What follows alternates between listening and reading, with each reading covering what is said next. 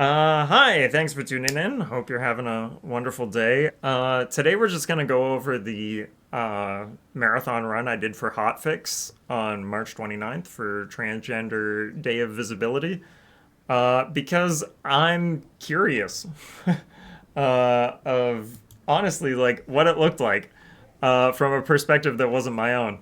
And I'm kind of excited to talk about my own perspective on it and what I was going through. So, anyway, that's what we're going to be doing today.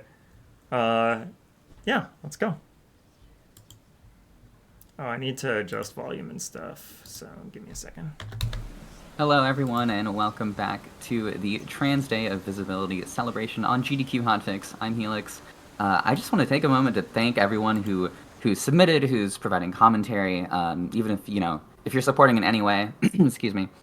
Whether it's just tuning in, sharing the stream, sharing the posts on social media. I am really, really excited for this event. That's no secret. I think the schedule is incredible, and there are a lot of incredible runners all weekend long. So thank you for supporting. I appreciate it. I know a lot of other people appreciate it. This means a lot to us. With that said, speaking of things I'm really excited for, this upcoming run of Hades 2, I have been trying to speedrun this sort of casually, and it has not gone particularly well. So I'm very excited for Behemoth Steve to show us how it's done. Take it away, Behemoth. So, I guess, like, Hey, before how's we it get, going? hope everybody's doing swell on it. Before we get started here, yes, I am obviously gonna, like, okay, so a little bit of a preamble here. I'm gonna start by like walking you through exactly my setup for this run before I actually get going on the run itself.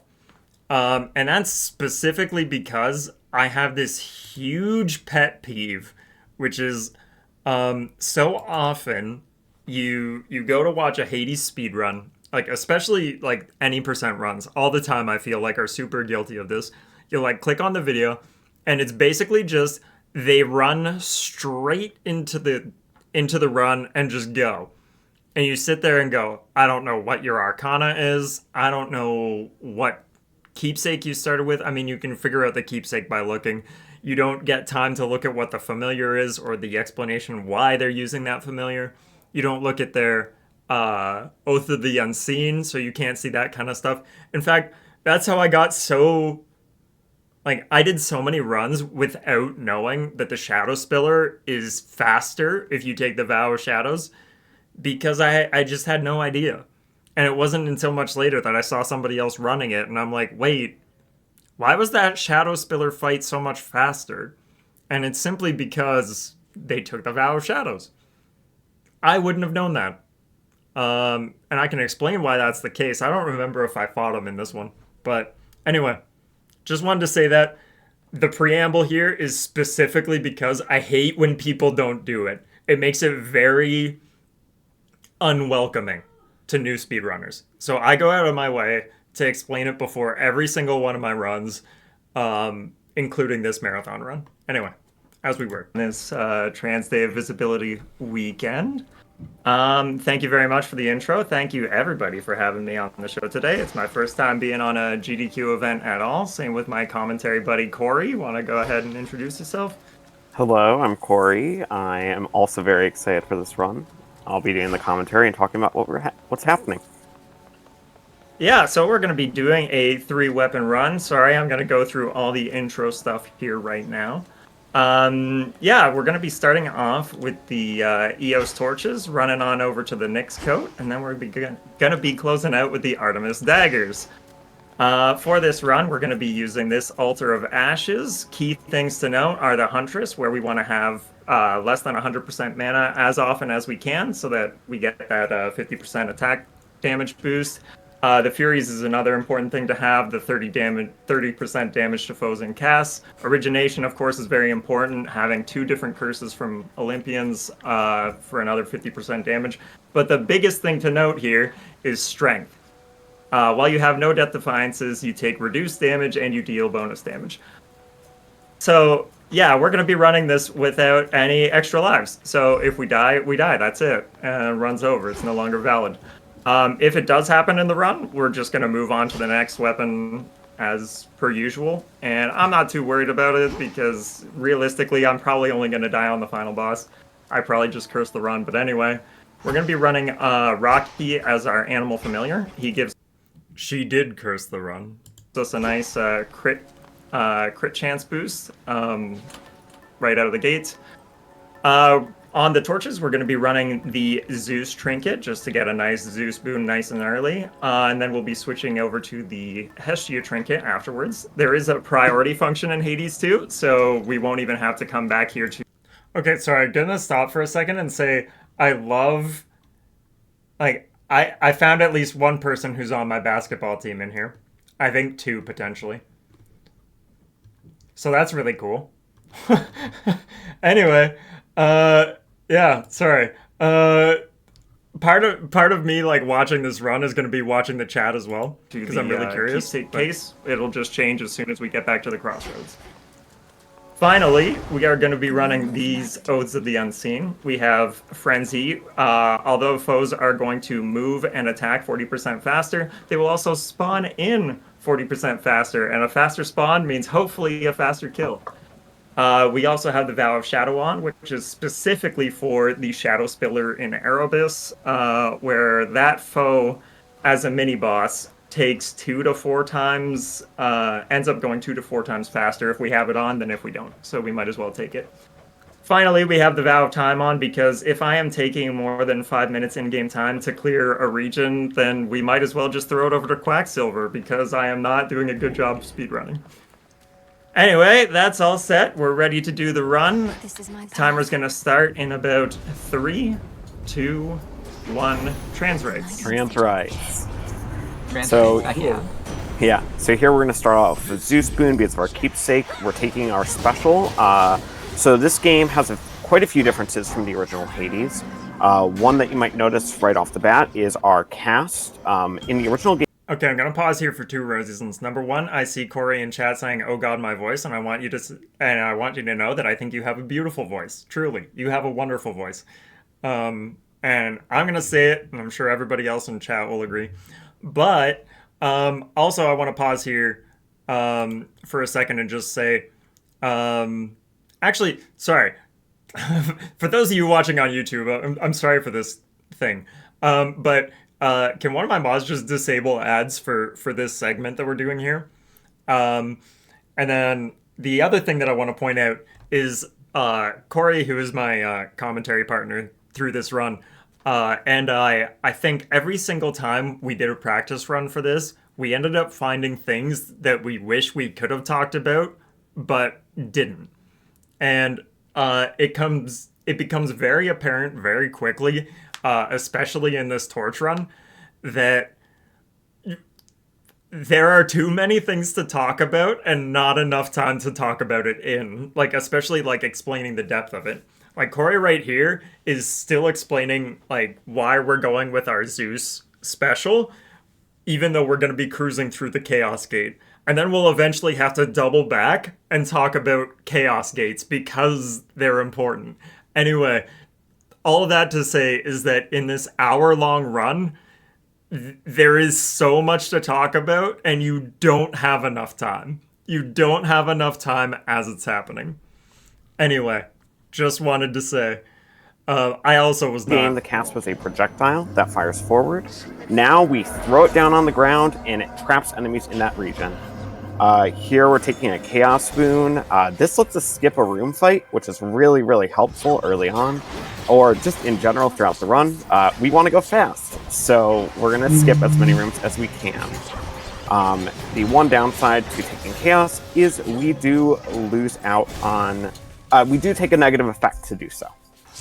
Whoever but said that is Chaos okay. is Typically, there are stuff we can gorgeous. deal with. So or stuff that we're already doing. Yeah, exactly. In the case of everybody's favorite Chaos downside for a speedrunner is the one that's clear X amount of rooms in X amount of time, because we're going to do it anyway. So, pretty much just a net win right there. Yes. Other things you might notice that are different about Hades 2, we have a mana bar above our health. Mana will only restore between rooms unless we find a boon from an Olympian that lets us restore mana in the rooms. This is we use our mana by using Omega Special, Omega Casts, or Omega Attacks. I mean, Each weapon has its own Omega Attacks and Specials, and everyone has the same cast, which is just a cast that you hold down on to deal more damage. Are we? Yeah. So this is amazing to me. Is that like Corey and I kind of decided that at the start of the run we really wanted to focus on at least for the first run, we really wanted to talk about the differences between Hades 1 and Hades 2. Specifically because we figured there's going to be a lot of people who have played the first game but haven't played the second game yet and are curious about it. So it was really nice to start talking about that. And it's insane that almost 2 minutes into the run, I'm probably more than halfway through Erebus at this point, and we're still talking about the Omegas and how mana works in this game. Like, there is so much to fit in. Anyway. We get Triple Comet. Nice. So that's going to boost our special. This is going to spend us more specials going around us. Those orbs that you see spiraling around us are our specials. And when we do our Omega Special, they will spiral around us for a brief amount of time. Ooh, Nemesis room? And it's a cleared them. Wow. Oh. Okay. She's blessing this run. Yeah.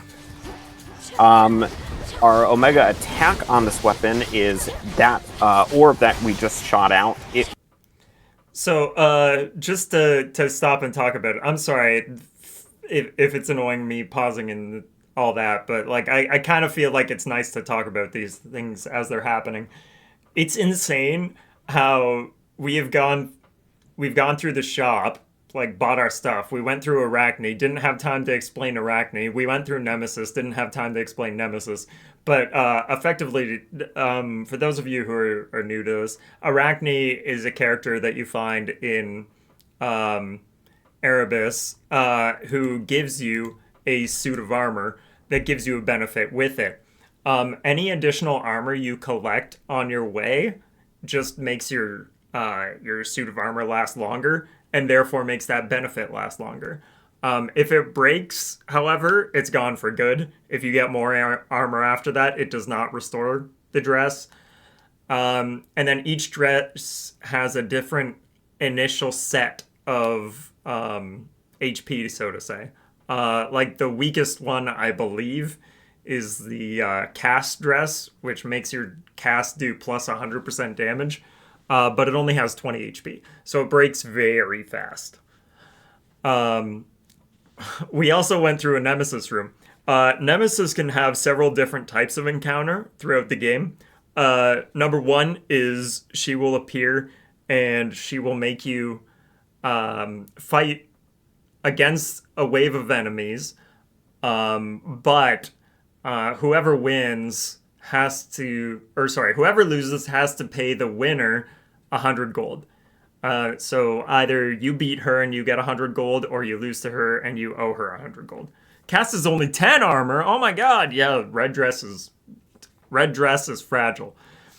The second option for Nemesis is that she will appear, everything will be dead, and she'll basically say, bring it, where you need to do 1,000 HP worth of damage in 10 seconds, and if you don't, then she takes your money. If you do, then she gives you a reward. And then finally, she has the bargaining one, where you will talk to her, and she will either she will give you something if you give her something in return. And so sometimes it'll be like you give up a boon, but you get +3 palm to another boon, which can be very valuable, depending on which boon she selects. I find more often than not, I'm on the unlucky side of that one, and it's like, she'll be like, hey, I'll give you 100 gold for that boon that is 100% key to your whole build. And I'll be like, no, I'm good. Thank you, though. We'll talk about it a little bit later in the run, but getting Nemesis here in Erebus is ideal. runs around and will track enemies, and it also spawns specials around us, so it is really nice. So here, yeah. So right now we're just using a ton of specials. We also do have origination procced between our attack and our special. That will let us deal an extra 50% damage when we hit enemies with both our attack and our special, which is going to be quite frequently with this weapon. So yeah, we are just finishing clearing Erebus here. Let's see. Wow. We're going to go to our shop. I'd say we're getting some pretty solid rooms and like enemy placements. One of the biggest things about this game is it's so RNG heavy. Like you really don't know what you're gonna get until you're in it. Just gonna highlight that for no reason in particular. All right, you want to walk us through Hecate here, Corey? Yeah, so Hecate has quite a few different moves that vary based on the run. This run, it looks like we've got these orbs. We have 3 phases. Phase 1 is going to be until we deal enough damage, a third of his health, and her health, and then we're going to kill the witches that she spawns, and then we're going to do it again. And now we're running away from this orb that will make us become a sheep, because yeah, that's what Hecate can do. We obviously don't want to be sheep, because being sheep is slow. We barely have any attacks, and the only way to deal damage to any enemies is with the trees. Fighting the need to split is so hard, let me tell you. It's a part of me now. I reach over for my keyboard every time. Yeah. That was a very good Hecate. She was very nice with us there. Yeah. So here we're in the mid-run, between regions. We're picking up a new keepsake that I'll explain when it procs. No. And we're heading into Oceanus. Oceanus is our second region in this game, and it is a water-based region. We get a chaos our favorite boss. right off the bat. Yeah. Hecate goes, I sheep him. Yeah. Here we're gonna take. We don't want that top one. A Death Defiance would actually hurt our run quite a bit. So, I want to be and it would make us slower for rooms. So we're going to always pick the Chaos Boon that negatively affects us over the Chaos Boon that helps us more. So true, exactly. Lucifer. We were praying for Jetty.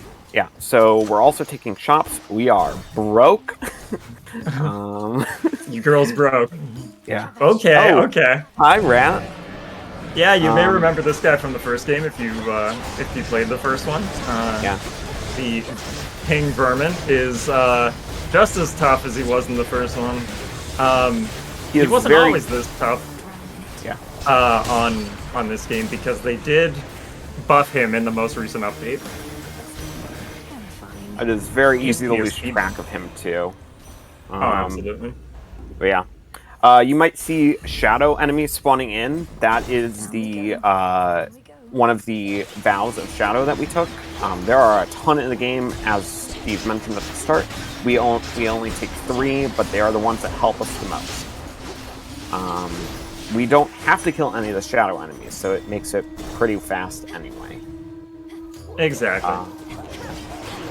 Okay, hold on. And if the shadow spill... Okay, I want to highlight this. By hubris. Abso-fucking-lutely. The cast nerf made this fight so much more annoying, but not more annoying than the other mini-boss. Okay, so I want to highlight that because the cast nerf has destroyed me as a human being. It has ruined my ability to speedrun this game. And I'm being dramatic a little bit because realistically, I'm not ruined. I'm not washed or anything. So I guess what I really want to highlight, they patched out slowing down wardens. Yes, wardens and guardians. It sucks dealing with the rat. Yeah, because it doesn't, like, I don't know if it was intentional or not, but at least previously, if you had a cast down and let's say Cerberus, like if you have cast on Cerberus and he does his dash attack, he goes like 10% of the distance he normally would on previous patches. But since the Warsong update, he goes the full distance. And it's so frustrating being like, I used to be able to lock this. Pardon my French, but I used to be able to lock this bitch down, and I can't now. And it's so frustrating. It has slowly killed me. And I've definitely noticed my times have gone up as a result. So I have not been able to push out the same results that I could on previous patches, but that sounds like a skill issue, and I need to just get better. Apparently it was already inconsistent, so they dealt away with it.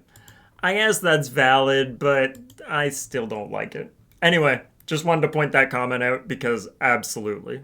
Like, absolutely. Guardians, end of region boss, yes.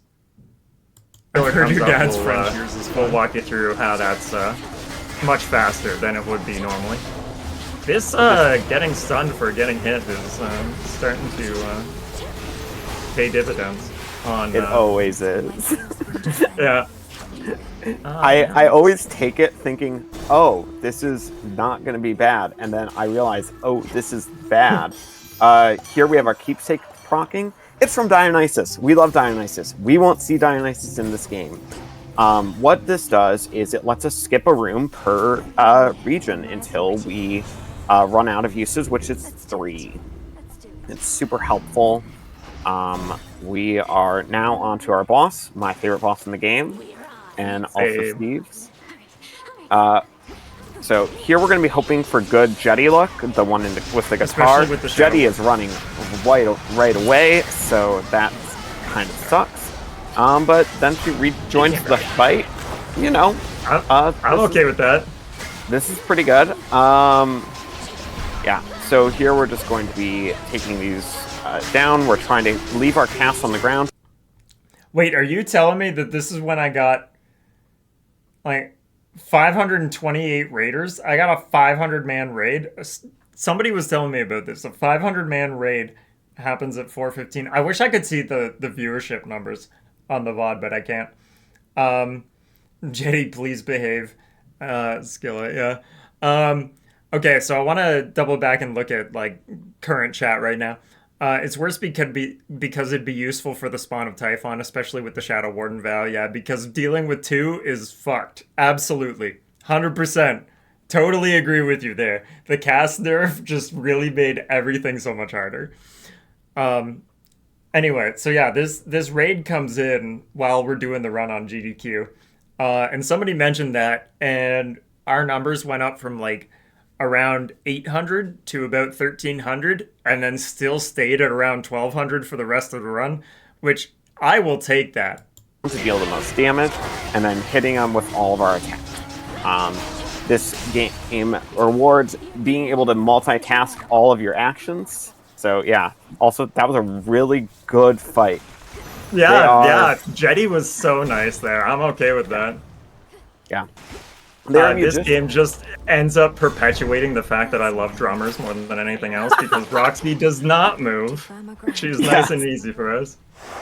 Yeah. Yeah, they are also musicians, so they, when you kill them in their fight, their music leaves the fight. It's amazing, and one of my favorite aspects of that fight. It's very well done, yeah. Yeah. Yeah, here we're going into our probably least favorite region mechanically in the game, because this region has a different way of being played. Instead of having a boon per room, we have multiple boons in the room. They're all hidden around, and we have to go looking for them, or these trees that will show us where they are at. It can be a lot of time wasted if you can't find where they are. There are maps available. However, these rooms have many variations from where you can enter as well, making it difficult to track where you're at. Yeah, when I was doing my sort of casual runs, these rooms definitely are what ate up most of my time. Yeah. Oh yeah, absolutely. Yeah, no, this is where most of my time loss comes from as well. Just learning when I've been learning how to play this. But mini boss. I want you to know that like what's going through Steve's head with like when all those enemies die, I don't know if you can see it on my face, but like internally I'm like I am popping off. This is like one of the greatest EOS torch runs I've done in my life. Um it's probably only superseded by the one torch run that I did in one of my practice runs. I did a torch run that was a 1555. I don't know if I will ever get back there. But like the fact that this felt like it was kind of close to it, like I'm sitting there and I'm like almost like dumbfounded. It may not have come across at the time, but I'm sitting there and I'm like, this is a really good torch run. This is a really good torch run, especially on the EOS torch. Like I'm sure like nobody's really talking about it just yet, but absolutely. Like the EOS torch is not easy to go fast on. What dataless hammers would you like to have with the torch and runs? That 100% depends on which torch I'm running. For example, one of the greatest hammers to get on both Melanoe and Moros is the one that makes you attack faster. Your Omega attack charges faster, and each Omega attack costs one less mana than it normally would. That is an incredibly good hammer on both Mel and Moros, but it is garbage on EOS because EOS, with both Mel and Moros, your Omega attack costs what, 3? I think it's 3 mana per use because it basically just makes your regular attack a bigger size. So it's effectively just a rapid fire bigger thing. And so it costs less than some of the other Omega attack on like some of the other weapons. And so that's a really good hammer on both of those torches. But it's garbage on EOS because EOS costs 15 mana per cost and does not rapid fire. So if you get that torch on EOS, you take your 15 cost thing and turn it into a 14 cost thing, and you just attack slightly faster. You just get that little Orby guy out slightly faster. So it's just awful. The ideal hammers to get for me on the EOS torch, triple comet. Absolutely. Because the one thing that EOS does really, really well, and that we don't really have time to get into on this run, is that when you spawn your little EOS torch guy who like flies around the arena just like constantly emitting an aura, it also spawns your special and Omega special out of it. So ideally, you want to get triple helix and you want to get triple comet. Triple helix, so that when you use your Omega special, that little sucker has like three orbs orbiting around it instead of just 2. And then triple comet, because that shoots out 3 comets at once. And so you just watch the room. Like you are flinging 6 comets every time you use a special as long as your dude is out. So you're just watching, like in this case, like Zeus special is really, really good to have on it. Specifically because they're constantly hitting and they're constantly triggering blitz. And so it just racks up the damage in no time. It's insane how much a like epic or legendary, or sorry, an epic or heroic Zeus special with triple comet coming out of the EOS torch, it puts up numbers. I have watched like Kronos, Cerberus, name any boss, I've watched them melt because of it. A1 hammer on the EOS torch for sure. But the other two, probably not as amazing. So anyway, to answer your question there. Are nice because we only really have to kill one enemy, and it can be really helpful. Here we're going for Echo. Do you want to talk about the special Echo strats? Yeah, Echo's really cool. Okay, so Boon Boon Boon appeared, which we can talk about that now. Boon Boon Boon has gotten a huge resurgence in the latest update, just due to the fact that we can now start a run by re-rolling a seed instead of dying. Okay, sorry, I'm gonna continue off of here. I tend to pick the 20% damage and distance plus the 10% power, but I can see how the latter might not be particularly effective for speed running. Thanks for the answer, really insightful. Yeah, no problem at all. And on that note, yeah, absolutely. I don't know if I would necessarily consider that particular hammer of the extra damage and distance and the plus 10 power one and the extra damage and distance, I think are wonderful for EOS, for sure. Absolutely. In fact, I would say that both of those are probably among my top 3 or 4, perhaps 4 or 5, for hammers to get on the EOS torch. I'm not sure how I'd rank those for Moros and Mel, but certainly for EOS, those are great because having that little orb guy, your wind up to him getting more powerful, plus just his AOE having more power, fantastic. Also, we're gonna get into this a little bit for both the Nyx coat and the Artemis daggers, but absolutely, power is a huge factor in your damage. Like, it floors me how big of a difference you can get just for getting like Secret Crush or Slow Cooker on a weapon that is attacking rapidly, because you just see that damage skyrocket. It's nutty. Anyway, at the very start of the run. And so, a current strat with Echo is Echo's Boon Boon Boon ability there allows you to take 1 of 3 boons from your last run.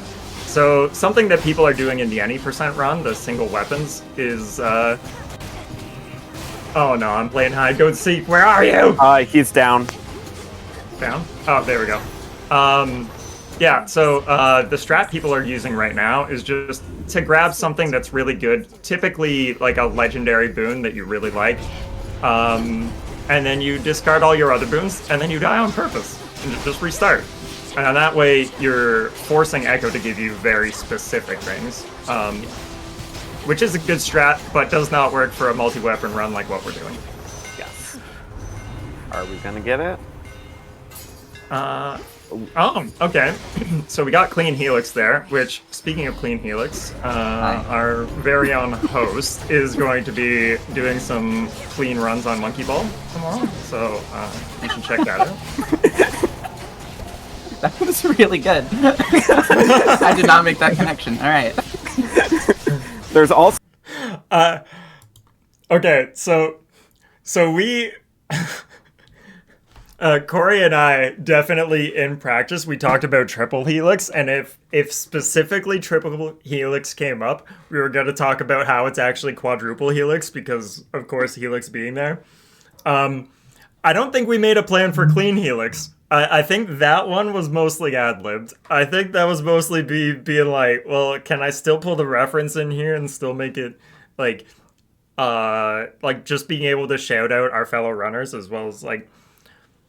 Helix is like doing an incredible job on the hosting here, especially because, like I said, Corey and I have so much to talk about, and for her to still get like opinions in and like words in and like still be talking about this was incredible. Like A1.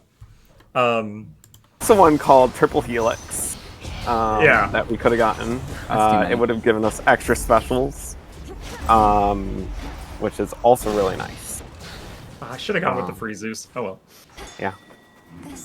Here we're going off to our last... Gonna make a slight pause just to talk about this comment by this asshole named Ondum, who said, "So proud of you being this, Steve. It feels like yesterday we could see... we were seeing how far we could get in Metroid Prime since we didn't have a memory card." Yeah, thank you. Thank you for that. Like, actually made me cry after the run when Luca first sent me that. Yeah, just wanted to thank you. Fight of this region, our boss fight. Sorry for calling if you an you asshole. played last game, you might remember how we didn't have to fight Cerberus. We are not so lucky in this game. Granddad is evil, and we don't like him because he makes us fight our dog. Yeah, if you want like a bad explanation of the first game, it's basically your dad's a jerk, so you go to your mom's house for a weekend. If you want a bad explanation of the second game, it's that Grandpa just needs to go to bed, and that's it. Yeah. But yeah, we have to fight Cerberus. Cerberus can look very imposing at first, but he really just has a lot of AoE attacks that we're hoping I'm not an to just asshole, I'm a dick. knock him Valid. down very quickly. So, just bringing back that conversation point we had earlier about the hammers. Were y'all watching Cerberus's health melt? Like that's like when you watch those Triple Comet specials coming out, and they like perfectly loop on themselves, right? So you'll get one will trigger a blitz effect. The second one will hit for the damage, trigger the first blitz, and then the third one will come in for another blitz effect. It's insane how quickly those rack up damage. Like, actually wild. And we're about to enter our final region of the game. This region is very different from any of the others. We are just going to be running straight through. We won't get any boons at all. Instead, we're going to be just running room, boss. Yep. I think that was enough.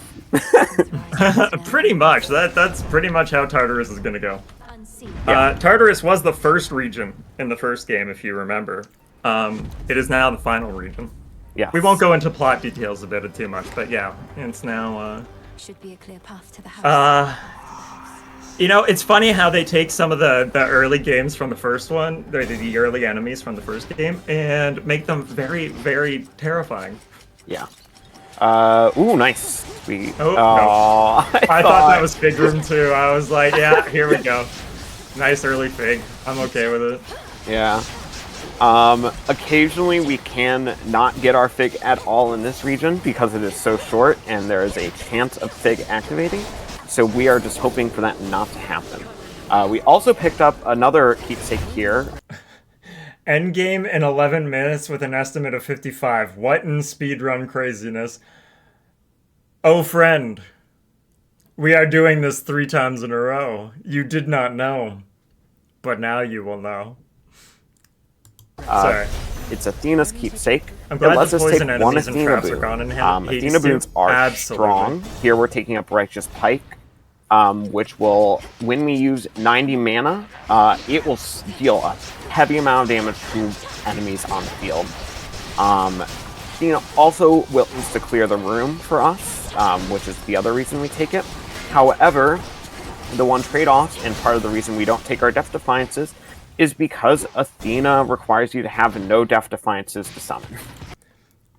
Yeah, excellent that we talked about this, Corey. Like, you perfectly answered like something that was mentioned in the chat here. Of I legit didn't know Athena could appear in the underworld. Yeah, I didn't know at first either. I thought she was exclusive to Olympus, and then I actually I assumed when you took the Athena trinket, it wouldn't be that she just appears and dunks things. I thought it would just be you get the boon. I didn't realize it would come with her clearing a wave. So it took me a good several runs, especially at that time I was still running Death Defiances. It took me a good several runs to actually find out that, yeah, Athena is great, especially if you're running a strength build. So, yeah, she will not appear as long as you still have extra lives. So, for the speedrun strats, we generally just got better. Yeah. I feel like the first Hades game, there was a lot of very, at least for me, I played it very casually in terms of the actual speedrun, but there was a lot of I was very much like a berserker where I'm like, oh, I can just dash everywhere and whatever. I have 3 lives. I can do things willy-nilly. Hades 2 is a lot more punishing for that. Yeah. That is another big difference. In Hades 1, we could get up to 3 dashes at the start of a run, and then we could get more throughout. This one, we only have 1 dash, and then we hold down the button to run. You can kind of see it happening there. So Melanie cannot dash nearly as much. Okay, yeah. So it's crazy watching the chat in this because like I couldn't. Like I was not able to. And so like looking back at this is really cool for me. Because it's like, yeah, I legit didn't know Athena could appear in the underworld or the Death Defiance bit. That's helpful to know. Yeah, like not knowing that she can't appear as long as you have extra lives is huge. And knowing that that's the case is exactly why strength builds became a lot more meta. And then this question here, Axis of Anarchy, is there a 3-weapon category for the other route? Yes, absolutely. I'm sorry I wasn't there to answer your question. I'm sure somebody will answer it, but yes, there is a category for it. No, there are not currently any runs in it. Actually, hold on, let me verify that right now. Boop-a-doop-a-doo. Looks like probably not. Nope. Yeah, there are no runs in either route for 3 weapons right now in the recent update, and same with all weapons. They are still sparse. Does that mean that they haven't been submitted? No, it just means that they haven't been verified. So it's possible that people have done 3-weapon runs on the surface route and they just haven't submitted them, and in which case, hi, that's me. I've done that. I posted that last week. So if you want to check that out after this video on me recapping my Underworld 3-weapon run, you can check out the surface one. Like, did you want to see what was on the surface? Because we got that too. Anyway, that's enough self-plug. Let's continue. Or nearly as much through things as Zagreus could. And that also makes this a very different game to play. Last Fig? Yeah. Yeah. Cheers. Right on time. Yeah. Let's just pick up the food and hit the road. So here we're going to come into Kronos. Okay. Granddad. I would be... who has ruined our work from the first game. Let me tell you, if I was doing this... oh god, where'd the all of it is gone.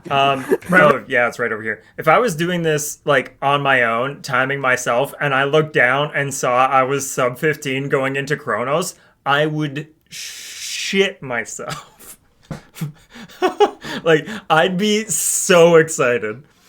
I know you talked about the Frenzy Vow and the Time Vow, but do you have any other packs activated in your run or no? The only other one that we have activated is the Vow of Shadows, specifically for the Underworld, and that's specifically for the Shadow Spiller in Erebus. And I think he pops up in this run. I don't remember if he does, but I think he does, and I don't think we explain it. But we will. If for all those things you bought for the House of Hades, they're replaced with his face now. So, yeah, you know. And it's an unsettling amount of faces. Yeah, absolutely. If you look in the background here, you can see he is all over the place, and it is kind of unsettling the more I realize where he is. So yeah, he is sure a narcissist. Yeah, Kronos looks like young Palpatine, he does. But a fun fact about this fight, he will actually, if you try to pause the game before you get a certain unlock, he will unpause your game because he controls time. Yeah, it is yeah. a really funny aspect of this fight. You can get a thing from beating him enough times to unpause, to allow you to pause the game, and he will also get upset at you for that. Okay, so I love that I remember after, I believe it was our last practice run for commentary. Yeah, our last practice run for commentary. I think it was after our last one. Corey was like, you know what's one thing we didn't talk about? Is the fact that Kronos can unpause your game. Like, if you pause it, he can unpause it. We didn't talk about that. I don't think they patched it out. They might not have. Because there is like a cauldron ability that you can get that cancels it. So yeah. But yeah, absolutely. It's great that Corey brought it up here because yeah, absolutely, we were not gonna mention it initially, or at least it didn't come up in our practice runs. And so I'm really glad that we talk about it here. And like seeing people talk about it in chat is wonderful. Now he just smack talks. Really? Yeah, he makes like snarky comments. It's great. Yeah, I think he does comment about you. If you must go to the bathroom, you can go. Complains a bit.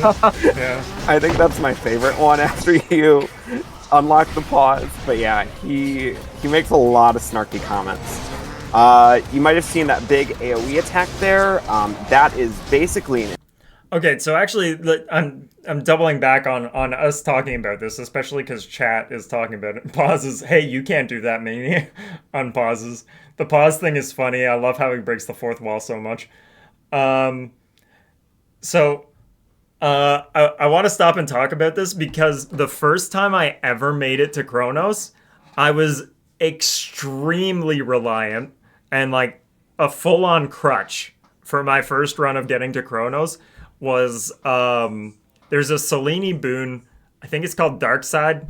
No, I don't remember what it's called, but it gives you a state called Dark Side, which makes you invulnerable. And so I was going through that run not knowing, like I didn't properly know how enemies attacked and stuff. And so I would save it for when I'm about to get hit, and then I'd activate it. Because when you activate it, everything kind of pauses around you, and then she goes invulnerable right afterwards. Yeah, Dark Side. And so I leaned on that thing like a crutch to get to Kronos. And then I get into the Kronos fight, and I'm fighting him. He goes for an attack. I use it, and he hits me. And I die. And I'm like, what? My Death Defiance triggers, and I'm like, okay, back in the fight. And I'm like, okay, whatever. I keep going through the fight. There's a point where he's like going to attack me. I use it again. He hits me. And I'm like, huh. That's weird. I could have sworn I could use this to stop attacks before. But maybe I didn't. I want to say like, I don't know. This is the first time I've ever made it to Kronos, and he ends up killing me. And I'm like, huh, I could have sworn I could use that moon ability to just dodge attacks, basically. Or like weasel my way out of attacks.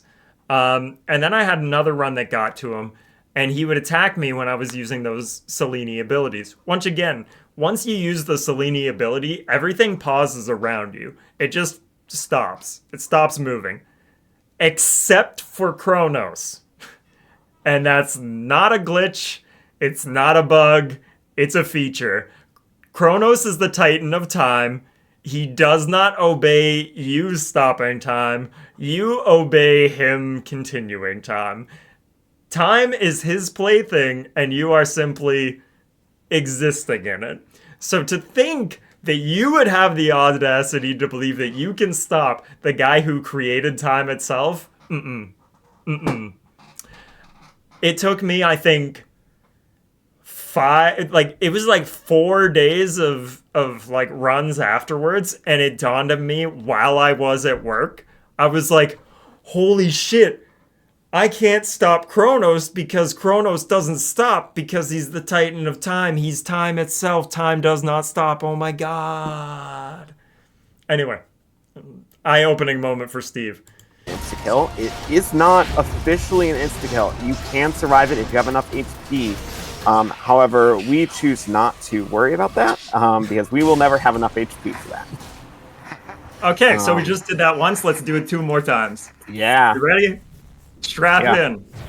That felt like a really quick first run. That was a pretty good one. Honestly, I wish I'd done a local timer for it, but nah, I'm just YOLOing. Yeah. And it's working out, it appears. Yeah. was forgotten. It is true. So here we're going to be going into our next weapon. Do you want to explain it? This is probably the one I know Yeah. the least. Yeah, so we're going to be moving into the Nyx coat next. The coat is kind of like, you know how in the first game you had like a sword, you had a spear, you had a shield, and then you had a gun. Well, in this game, instead of a gun, it's now like a mini mech suit. And the Nyx variation actually gives it, as we said before, your attack, special, and cast all have an Omega move. Well, on the Nyx coat, your dash also gets one. So, it's pretty sweet. Okay, yeah, just gonna stop here and look at chat for a little bit. Kind of sick. Like, once again, I wasn't reading chat when I was doing this, I was just vibing. And if I'm being fully honest, like, I'm gonna be fully open with y'all. Like, I do have like problems with like anxiety and depression and stuff, and so like in the back of my head, I'm like, any like Hades speedrunner worth their salt is gonna be watching this run and being like, wow, what a garbage run. 16 minutes on a torch. Well, I mean, I didn't know what the time was, but I was like, they'd be looking at that and being like, amateur hour. But to just see people in chat being like, 1 out of 3, GG number 1, GG, 1 down, nice solid clear. And I'm highlighting specifically the people who don't know me. Like, I mean, obviously Lucifer, Live Later, Lucifer, like all of you are people who know me, and that's awesome that you know what I can do. Like, y'all have seen me do this so many times before. And then just to have, like, total strangers even be like, ignored, that's not what I mean. What I'm saying is, like, I don't know. It's nice to see that people who have no obligation to be nice to me are like, appreciating this. I can't wait to see all the aspects they do for the black coat. Yeah, for the black coat. Coat, I don't see coat run a lot. This is exciting. Yeah, I'm glad, and we get into it a little bit later in the run, but yeah, absolutely. I picked these 3 weapons not necessarily because they're great, but rather because they're underrepresented. The EOS torch, you know what, I'm not going to bring up the stats for you right now, but I do, when I first submitted for this showcase, the video I submitted to it had some stats on how many of each weapon aspect that I was using were on the leaderboard compared to another aspect of the same weapon. And so I was like, there are like 3 EOS runs compared to the 15 Moros runs. There are like 2 Nyx runs compared to like the 12 Melanoe runs for the coat. And my personal favorite, the 1 Artemis Dagger run on the leaderboard compared to the 66 Pan Dagger runs. 66. Actually insane. If you want to learn how to pick up a weapon in Hades 2, Pan Daggers will probably get you there. And you might have a lot of fun. I just, nah. I can't. I hate, okay, Pan Dagger, for me, I thank you for the meta command. That's my favorite command. Yeah, Pan Poseidon Dagger is it's not fun. It's not fun for me. Like, if I wanted to just press 2 buttons, I don't know, I'd play fucking Super Mario. I don't want to do that. I want to do this. So, no thank you. I'm just gonna play what I feel like. I wish I could have done it in the GDQ chat. Yeah, that would have been funny. I Actually, Autumn says there's actually really good SGDQ submission practice. GDQ submission practice. I've heard multiple bigger runners talk about doing stuff like that. That makes sense. Like using something that's like underperforming and then like being able to showcase it rather than like, I don't know. It's fun, but I can see the cheapness. Yeah.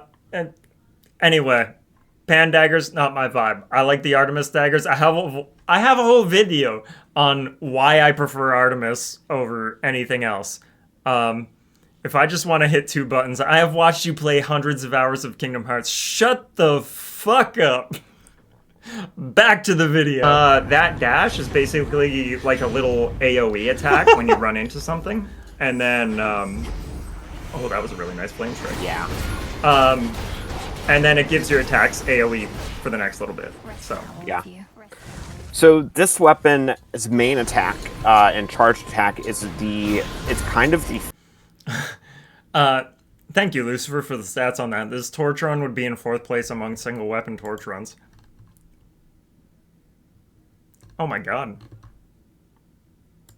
Are you serious? Give me a second here. Oh my god, you're right. That's sick. And every run on the board right now is Moros. Holy. That's great. I could submit that. That'd be funny. All of the 3 faster ones, as well as the now 5th place. Yeah. Wow. That's hilarious. Fists from the first game mixed with the was there a Melanoma shield charged attack. Because when you are using your Omega attack, it will let you block enemy attacks. It's really fun. And then the special shoots artillery shells at your enemy. Either shoots them directly or you have a lock-on version with your Omega special. Just gonna say, much appreciate that. Behemoth Steve likes to run weapons that are not mainstream meta. Yeah, I'm a hipster douche for sure. But yes, thank you for pointing that out because, yeah. That's so what that we do here on fun. Twitch.tv/Behemoth You can Steve. see us I love trying to manipulate Artemis. enemy placement there by running in a corner and didn't even see that guy. by running in a corner, by running, enemies will only spawn on screen. And so by running in a corner, we can try to spawn as many enemies close to us as we can in a brief amount of time. So yeah, you'll see that a lot here, especially with... Okay, so one thing I really want to stop and highlight right here is that Corey learned how to speedrun Hades like 2-3 weeks before this showcase. Like, Corey has played a solid amount of Hades 1 and 2, but did not start speedrunning Hades 2 until like 3 weeks before this showcase. The fact that I believe I have only explained the base mechanics of spawn manipulation to her like once, maybe twice before this, and that she's still able to explain it in the middle of this run is incredible. Like, actually, like, Corey, you're the GOAT for understanding that, because like, realistically, spawn manipulation is something I still very much struggle with. I still do not fully understand, but like, to be able to actually iterate that is incredible. Like, truly. Anyway, just wanted to highlight Corey's the GOAT. This weapon, because this weapon is so much easier to get moving. Because it has jet propulsion. Every other flame run on the board is Moros, no Mel, or EOS. Generally faster. Yeah. Melgo Neum. Here we're going to be taking a hex from Selene. Typically, we try to avoid taking these too much because their reaction, as you can see, this is a little bit slower here. I should post my notes. However, they can deal a lot of damage. They're similar to the calls from the first game. Yes, and the reason why I picked that one over the other option there is that Hephaestus is unfortunately, one of the gods that we want to avoid the most on these runs, mostly because, and speaking of things we want to avoid, Poseidon is another one, because those two Olympians, as we said before with the Origination Arcana, you want to get status curses on enemies as quickly as possible. And both Poseidon and Hephaestus require at least 2 boons to get a status curse going. So we just generally avoid those, because then you're putting too many eggs in the basket of RNG. Yeah. So, yeah. Now, we do not have Origination proc quite yet, but we should get it soon, hopefully. We've just been very unfortunate with what Olympians we've been being offered. Also, mini-boss is generally one of the faster things to get in a region. Yeah. However, mini-boss does get superseded by friendly NPCs and Chop and Chaos. So, in this particular weapon run, we managed to avoid both mini-bosses, which is a little unfortunate. Yeah. A mini-boss will only appear twice per region. Yeah, okay, so let's talk about that. I'm pretty sure we dodged a mini-boss on the first run, too. So it's funny that that happened twice in a row in Erebus. Even a fast fight is slower than no fight at all, 100%. The fact that we dodged both mini-bosses in Erebus in the Torch run, and then again on the Coat run is kind of hilarious. Like, I don't believe I fought the mini boss in the first one, but yeah, that's a silly thing. Also, very very recent change is that Erebus and the Fields of Mourning both have 2 mini boss appearances, represented by the Thorn Spitter person, and then you have the Shadow Spiller. I believe those are the only 2 mini-bosses that appear in Erebus. Likewise, in the Fields of Mourning, you have the Phantom, who has all those little dudes around and will attack you and regain health. And then you have the Queen Lamia. I believe, however, after the most recent update, the Warsong update, we got a 3rd mini-boss added to Oceanus. So you have the Serpent, you have the King Vermin, and you now have the Hellifish. I believe you actually now get 3 chances at a mini-boss in Oceanus instead of just 2 for the other 2 regions, which is kind of cool, because I've definitely seen 3 mini-boss opportunities pop up in Oceanus, but it is very rare, but possible, unlike the other 2. Anyway, just wanted to point that out. That's a slight difference that is very new, and something I've only discovered in, I think, a couple of practice rounds that I did for this showcase. Anyway, onward. Yeah, and mini-bosses also give a higher chance of giving a rare boon. So, just generally, mini-boss, good. Yes, mini-boss, good. Long enemy wave rooms, bad. Precisely. Here you can see us also using our dash attacks. They just let us deal an upward cut almost. It's a really fun weapon to use everything on. It reminds me of the fists from the first game. Absolutely. Which was my favorite, actually. Yeah. Mine too, actually. Nice, yeah. Hera, there we are. You know what? I'll take engagement ring. Yeah. Shall we? We'll do a cheeky engagement ring here. So yeah, I'll explain our 2 curses during this fight. So we have 2. We have Hera's Curse, which is on our cast. It lets us affect an enemy with something called Hit. Fist enjoyers rise up. Yeah, who among us doesn't enjoy a good fisting? Hits will cause any enemy also inflicted with it to take a percentage amount of the damage that is dealt. Somebody's gonna clip that, I know it. So if we can get it on a lot of enemies, they will all take damage from attacking one of them. Our other one is Scorch. which is just a damage over time attack on our basic attack. It is really strong on this because we are going to be hitting the enemy a lot, and Scorch does stack. You can see it counting down here on Hecate as we fight. So here Actually, we're just an important thing to note about Hecate too is that. Sorry, I wanna pause for a second here because I did see my camera flickering a little bit. So this is a thing that I was worried about leading up to this showcase, is that for whatever reason, what we were using to broadcast my camera did not agree with this camera, which is my mainstream camera. And so I had to use this one, which I often use for just doing my makeup. The problem with that is that this also doesn't fully agree with what we were using to record the camera. So occasionally you'll see my camera flickering and stuff. I'm sorry. It's just the circumstances we were under forced us to have to use that because this one was going to be arguably even worse.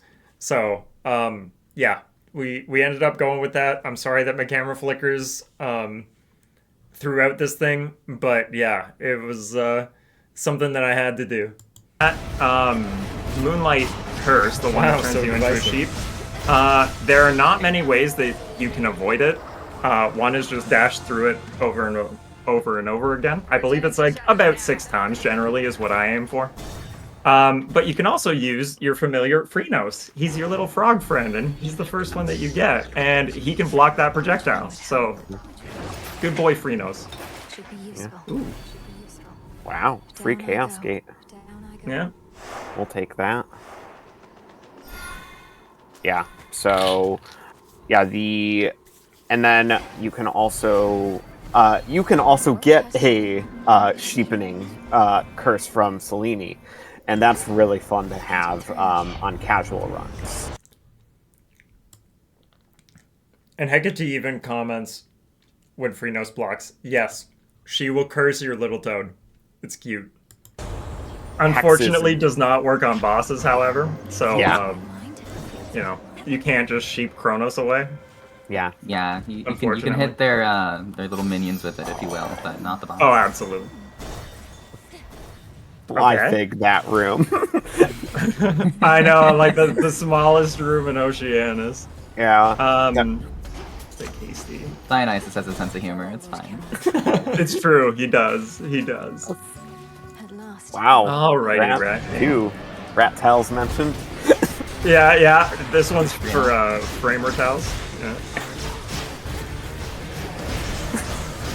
Actually, yeah, like, huge shout out to the Frame Fatales community, because I would not be in this showcase. I would not have heard about it if I didn't see it posted there. So, Not really dead, are you? Indeed. So, here... Ooh, nice. Okay, now we've got Freeze. Oof. So... Oh, yeah, Oh. thank you. Oh, I've never Okay, been so happy to get hi. Asphodel. So, I've not talked about this in a while, but Asphodel is a way that you can, as an alternate region in this, you have to go find the orb, and you want to stay in the ring. If you leave the ring, you won't get your reward. However, we don't care about that, because by not getting a reward, we just leave. And we don't... Yeah, so, sorry, I'm very excited to see what Lucifer has to say here, which is the Discord was posting Ratal's mentioned and FF mentioned stickers at this moment, which is awesome. Like, I love seeing all the rats, and like, I've only been part of the Frame Fatales community for like, since like the end of January. Yeah, so it's really sweet to know that, y'all in the Frame Fatales community were watching. That does mean a lot to me. And just to see like a common meme on the Discord just come up here is, I love that. Okay, so I'm gonna let Corey finish the explanation here, and then yes, I will absolutely go into this right now. Those rooms are like a minute long if you do end up doing it. I had no idea for the longest time that you could just skip it by I am learning about this just now. I learned about it there the you first go. time I watched, so I was like, oh, you can just skip that. Yeah, no, I You thought it could was like just kill say you or no. something. I guess that makes sense. Right? I would have thought the same thing. I thought, like, oh, it's just gonna kill me. And then I watched Yeah. somebody else do a speed run. I thought, oh, that's handy. Yeah. Also, going back to Fatales for a second, Frost Fatales actually just happened a couple weeks ago, and if you missed any of that or any of GDQ's other events, mainline events, things like Back to Black, or any Hotfix shows, you can check out the VODs on youtube.com/gamesdonplay. Yeah, okay, so now's a great time to talk about this. Especially because, like, I'm seeing it all pop up here. I had no idea that happened if you don't stay in the ring. Asphodel is optional? No idea either. I remember when we used to actually have to complete them, yeah. Um, uh, yeah, and so seeing you in chat now, being like, wait, you can leave? What? Yeah, absolutely. It's so funny that, like, I used to get into Asphodel in the middle of a speed run and just be like, well, there it goes. There goes my run, because Asphodel, I think, isn't too bad for in-game time, but it is awful for real time. And so I would often just be like, okay, well, now this run's a write-off. Doesn't matter if it was like the best run that I've ever done to this point, because now it's just garbage. Turns out, like, I was watching a couple of people do speedruns. I saw one person get it in the middle of a 3-weapon run, and I'm like, ooh, that really sucks. And then they activate the thing and then just run away, and I'm like, huh? And then they, like, just leave. Like, I was so, like, flabbergasted that I, like, rewound it, and I'm like, wait, do that again? And yeah, surely enough, they activate the orb, and then they just ignore it. Turns out, ignoring the orb in Asphodel actually gets you faster. The only downside is you don't get the reward, but it is effectively a free room. Like, it's a little bit slower than a free room, but still, it gets you out without having to fight enemies, and it advances you through the region. So yeah, absolutely, just ignore Chronos. Who knew? Including VODs from Thank this you. event, once I posted. Yes. Even now, Chad is Fatales learning is this for great. the first time. Part of the reason I'm here as well. So Yeah, the Frame Fatales is a hugely, like, welcoming community. Like, everybody's so fun. The memes are A1. Like, okay, I see Lucifer saying I gotta head to bed. Night all. Have fun watching the rest of the run. Yeah, thank you so much, Lucifer, for all your help. Like, seeing you in the chat, like, helping out a lot during this run means a lot to me, and so I very much appreciate it. Once again, cannot thank you and Great Canadian Gamer enough for getting me a new controller when mine started having connection issues, like, a couple weeks before the run. I want you to know I don't take that for granted. I hope you have a wonderful night. Thanks again for everything you do, and I'll catch you next time. Anyway, let's continue with the VOD. Hey, check it out. Absolutely. yeah. Goodbye, Yeah. Poseidon.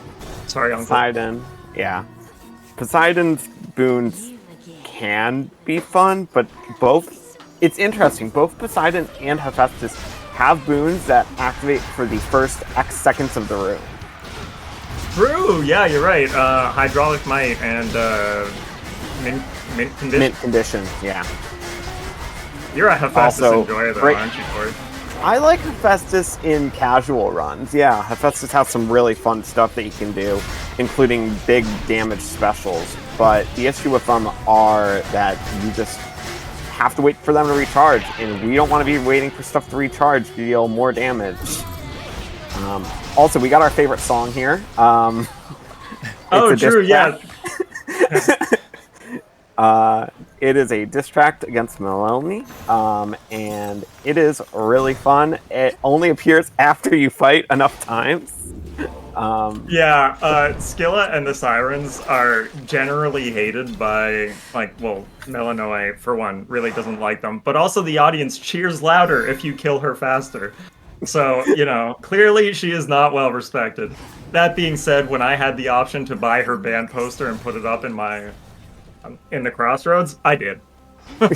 Yeah. Their stuff it's really great, and I love.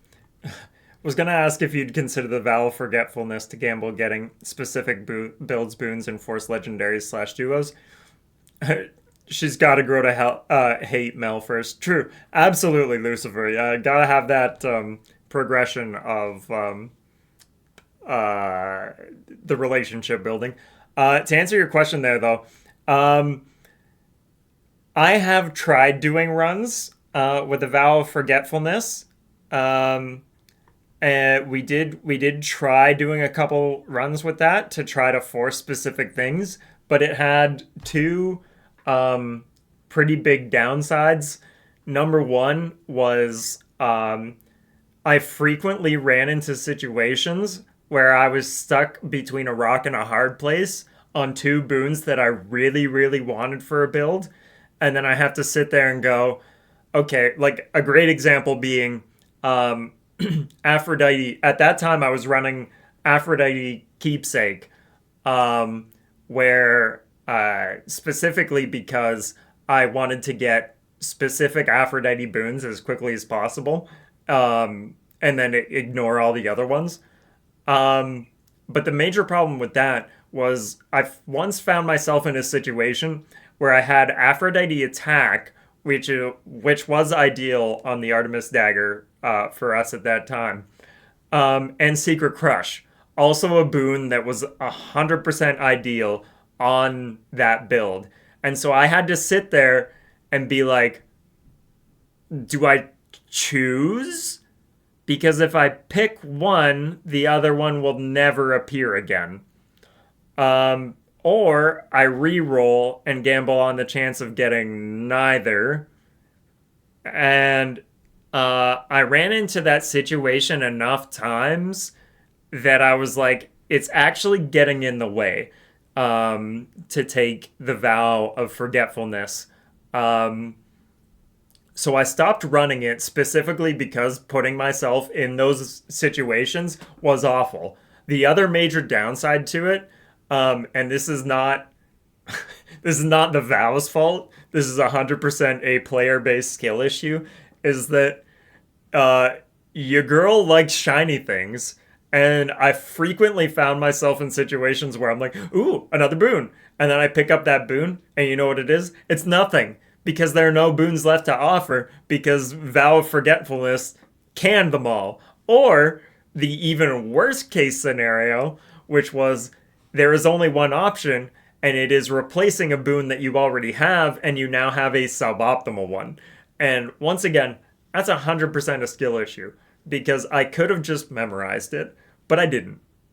So there was at least one case where I picked up an Olympian's boon, and it forced me to take a replacement boon that actually replaced the one of the only two options I had for origination. So I lost my origination buff for the rest of the run, and it was awful. And I think that was the final straw for me on running the Vow of Forgetfulness. I was like, no. I've put myself in this situation too many times, and it's just I don't feel I don't God, how do I put it? I know in my head that it is a problem on me as a player that I can fix by just like memorizing things and being better with that kind of stuff. But I also know that as a human being, I am very much an instinct driven human. And so I just do things based on what feels like the right vibe at that time. So putting myself in these situations where I force myself to think harder, and Ice Cap has brought this up on several of my runs before, where he has mentioned the times where you spend thinking, you perform worse than the times where you just go. So having an extra layer of thought in there to slow me down is not good for me as a human being. And I think now is a good time to stress the fact that um, pretty much everything you see in these runs, everything you see in my speed runs, both here on Twitch and on the YouTube channel, almost all of that is self-crafted. Like, yes, at first I used a little bit of guidance from other people speedrunning Hades 2 to kind of like give me an idea of where to go. But from there, most of it is just my own personal theories and coming up with ideas of how things may interact and how things may work. A great example being, I know the meta right now, at least for single weapon runs, is you want to pick something that lets you go fast right from the start, and then you just re-roll the seed until you get the perfect either hammer or starting boon.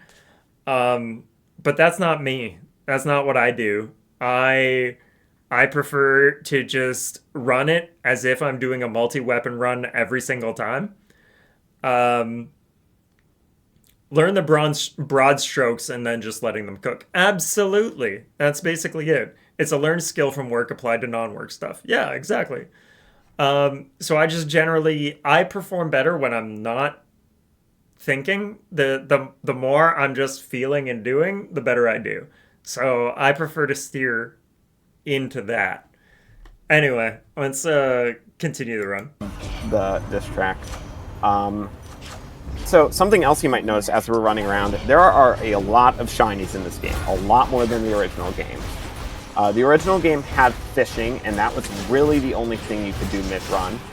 This game has fishing, mining, digging up seeds for your garden back at home, gathering materials, and I think there's one more I'm missing.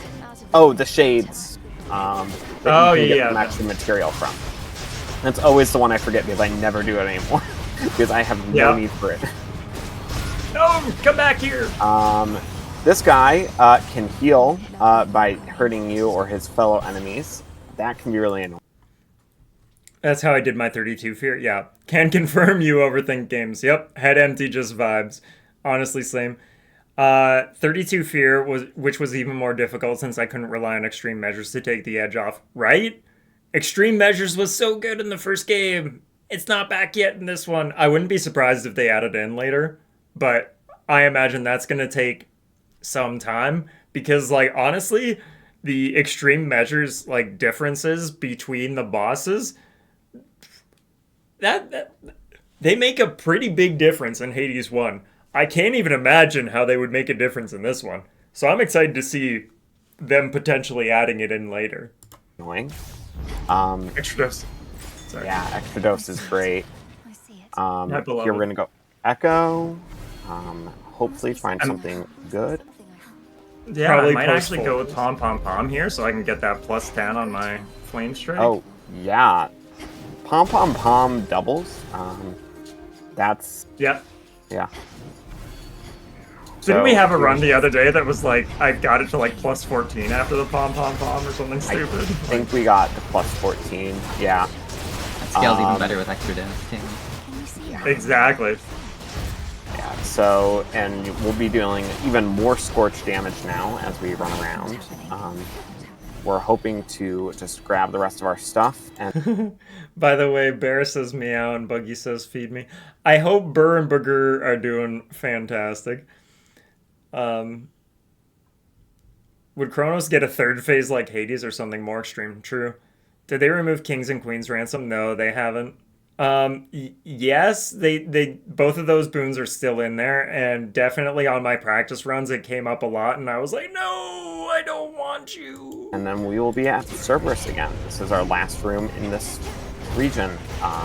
So we are just hitting our enemies with hits. Okay, shut the fucking front door. Give me a second here. Axis of Anarchy. Fun fact, Apollo has the same voice actor as Alphino from the critically acclaimed MMORPG Final Fantasy XIV. The same one that has a free trial that lets you level up all the way to level 70 and lets you play Heaven's Word, the award-winning expansion, as well as the second expansion, Stormblood. I didn't know that. That's super cool. Anyway. You can see here now, much easier that our hitch is letting us deal damage to all the enemies around us. Now I don't know. Yes, I have played if this Final works Fantasy both ways, 14, actually, but not those a lot. shadow spiller guys, like when they walk in, they make like a shadow go all around them. Okay, You hold on. cannot hurt. Now I don't know if this works both ways actually, but those shadow spiller guys, like when they walk in, they make like a shadow go all around them. You cannot hurt them if you cannot see them. And I want to note that because the number of times I have dropped a nice Zeus cast waiting for them to just die normally, no, they don't take any damage. It's very, very annoying. You have to be in their radius to be able to see them in order for them to take damage. I did not know that part of that. Yeah, so that's another fun fact. I don't know if y'all knew that, but yes, the shadow spillers in the Fields of Morning, if you cannot see them through their shadow cloud, they will not take damage. They are invulnerable, and it's even, I guess, like a nice blessing is that if you drop a Zeus cast, and then like run away or something like that, you will see the blue invulnerability sphere kind of pop up around them. So it does make it obvious where they are. But yeah, it does not do any damage as long as you can't see them, which is very frustrating. Yeah, Also, it's annoying. yeah. Also, here we're getting sucked in by this enemy.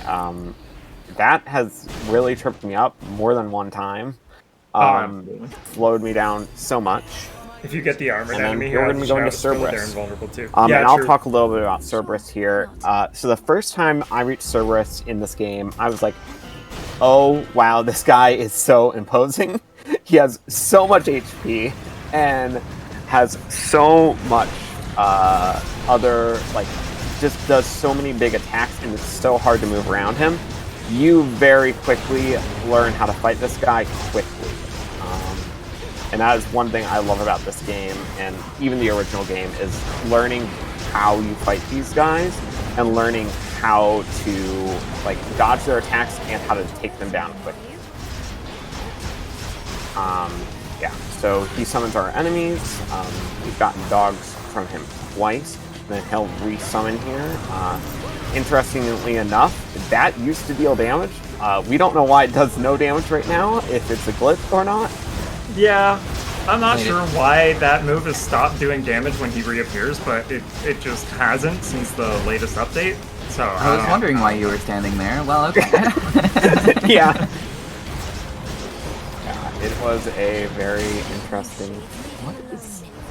You'll actually see it's really annoying for the for our last run that it doesn't do damage. Yeah. I'll show you why when we get to that one. Why it's very Yeah, it annoying that is. it no longer has a hitbox. For now. Yeah. Also, the little guy from the first one who cheers you on, he was just added post Yeah. the Cerberus fight in the latest update. Yes, and you can cheer him up. He gets sad that you hurt Cerberus, so you can cheer him up by talking to him. Hey, Behemoth Steve, I would like to say that the way you handled the event and your performance made me very proud of you and so happy that it went smoothly. Oh my god. Thank you, Great Canadian. I'm sorry you weren't able to watch it live, but thank you. I feel like we did really well can with we this. blame him though? Like, No. Okay, sorry. The fact that I'm at like 31 minutes here, and I still stopped to salute that guy, like, if I knew what the time was, I wouldn't have done that. can you imagine hurting this little guy? I know. Hey. I feel so bad that we have to fight Cerberus, and then we don't get to see him in any of the speed runs either because he is in a slow room. Yeah. He is in this region's alternate path, which, unlike other regions, does not let us skip a room.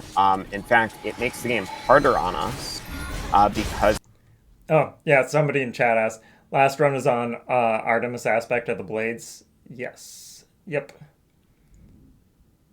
Is this just Kronos or also the service? Okay, whatever. That question's going to get it answered. requires us to fight extra enemies by taking an alternate path on this floor. Because as you progress, if you take alternate paths, the enemies will spawn more and more plentiful as you fight through this region. I've gotten it to an absurd amount before, and it was really crazy, but it becomes really fun, too. Oh, absolutely. Here we've got Athena, who we're hoping to find a good boon. You can see her insta-killing there. Dash and is great. Dash is nice. Dash is Athena's dash from the first game. Athena will even make a comment about how it's Zagreus' favorite. It's really funny. Divine Dash, Mental Level. Yes. Right? It's so good. Especially if you were running like Mercy Kill builds on the Demeter Fists in the first one. Oh. Yeah, it is really, really fun. So here we're just going to finish up this region. While we're in this region, we can talk a little bit about how this game is twice the size of what you're seeing right now already, and it. Oh, I got the duo boon wrong. Actually, I think it's called Merciful End. I believe. Okay, sorry. Good to backtrack a little bit here and talk a little bit about Hades 1 specifically because I love Demeter Fists and I love this build. I believe it was called Merciful End. There's a duo boon between Ares and Athena in the first game where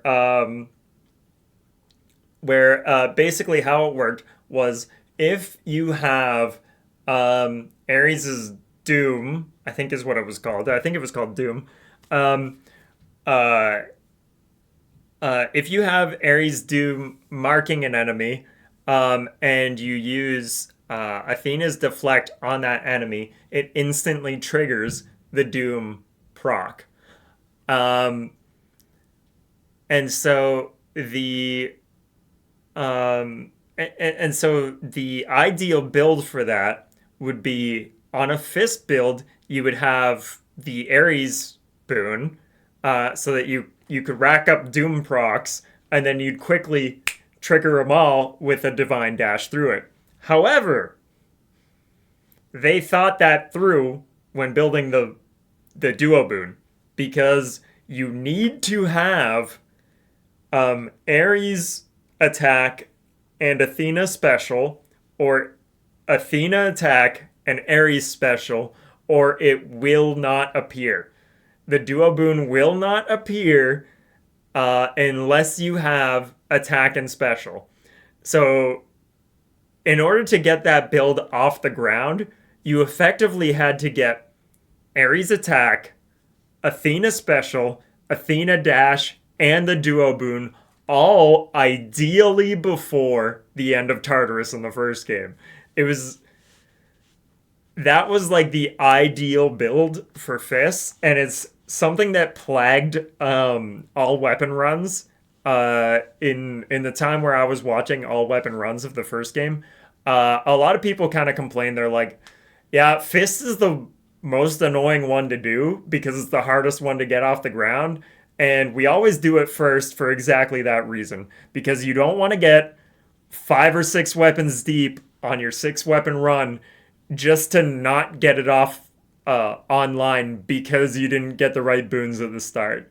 Like, it completely demoralizes you if you don't get it. But if you did get it all together, it was insane. It was an incredible build. Yeah, your attacks that can deflect immediately activate Doom effects. Doom combo damage 40. Ares Curse of Agony or Curse of Pain, Athena Divine Strike or Divine Flourish. Yep. You hit the nail on the head there. But yeah, absolutely. Fantastic build if you've ever tried it. It's literally like Doom proc, Doom proc, Doom proc, Doom proc, with like constantly rapid firing damage into things. You could watch them like pop like a balloon. Nutty. Ares and Hephaestus is somewhat similar. It's still in early access.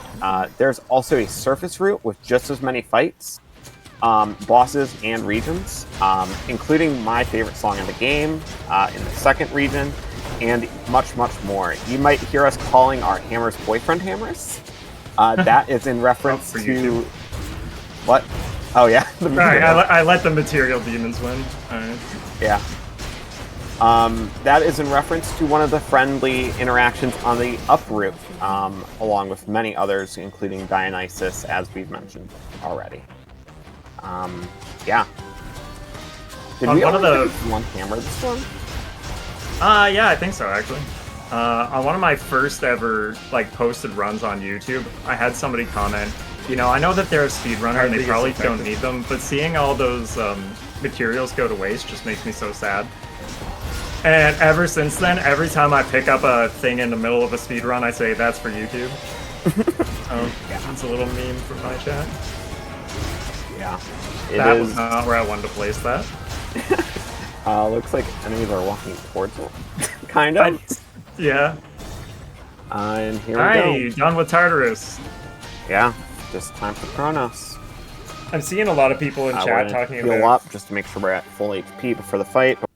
So, I'm seeing people in chat talking about the surface. It pops up occasionally, and for those of you who are watching this video on YouTube and don't know much about Hades 2, the first Hades game only had one single route. You were basically taking yourself from the very depths of the underworld and escaping. In Hades 2, you start at the middle point between the underworld and the surface, and you have one route that takes you down through the underworld, and you have another route that takes you up to the top of Mount Olympus. So it's really cool because it's effectively twice the size of the first game, which is incredible, and they're only ever adding more. So this game is huge. You should definitely check it out. I 100% recommend the first game. The first game's incredibly wonderful. And then of course I guess like an important thing to talk about is that because I believe the surface is designed after the underworld, the surface is harder. At least to me, I feel it's more challenging. But it is still cool. It's still rewarding. It still has its own incredibly fleshed out story, and the areas are really cool. The enemies are really cool. It's basically having the first game multiplied by 2. So it's incredible. You think there might be a third route because of the entropy ingredient in Hecate. I also love the pun when Mel says, see you at the crossroads. Yeah, true. True. But we're not going to take any boons because that's going to be slower than doing anything else. Yeah, and this one's going a lot slower than the first one, so we're just gonna try and get through Chronos here. I feel like my damage numbers aren't so hot on this one, so we'll Yeah. just try and make it work. Damage on this one has been a little bit more difficult. Skort, we didn't get any duo boons. Have we gotten any duo boons at all? I don't think so. Yeah. Duo boons are boons that 2 gods work together to do. So a lot of them are really, really good, especially with the gods that we're trying to aim for, such as Hestia plus Demeter and other things. We also have not seen Aphrodite at all tonight, which we always hope to see. Yes, Aphrodite's like one of the best ones for melee builds. Yeah. So, yeah, because Aphrodite will just deal more damage in close combat, and it's really helpful. Rude. So we're just. I didn't going get Nitro to- on this one, did I think. Did I? But maybe I'm misremembering. I would not. I? I definitely got it on the last one. Oh, then I'm probably remembering that one. Yeah. But yeah, you can Hey, see us phase trying to 2. knock him down. And then we're Oh, going those to 2 phase duos 2. back to back cursed you with no duos. I One of the Hermes fair. spoons we True. picked up earlier, actually, called Mean Streak, recently got like a pretty big buff. It used to just only work. Okay, hold on. Let's talk about the most relatable thing in the world right here. Lucifer says, my dalliances with going fast in Hades 1 made me sad I was skipping dialogue. Girl, I'd say you have no idea, but you do have an idea. You've seen me literally throw speedruns because I was like, there's new dialogue, so... It's like, I don't care that I got like 3 gold splits before this. I need to know what they're talking about. So, per room. So it'd be like you get, I believe it's like X amount of damage increase for each enemy that you recently killed. Prior to the Warsong update, that would reset at the start of every room. Now it does not. So it just got way better. It's actually Wow, usable. that was rude, like a speed Chronos. I mean, it could have been worse. He could have frozen me in the AoE, but That's true. Yeah.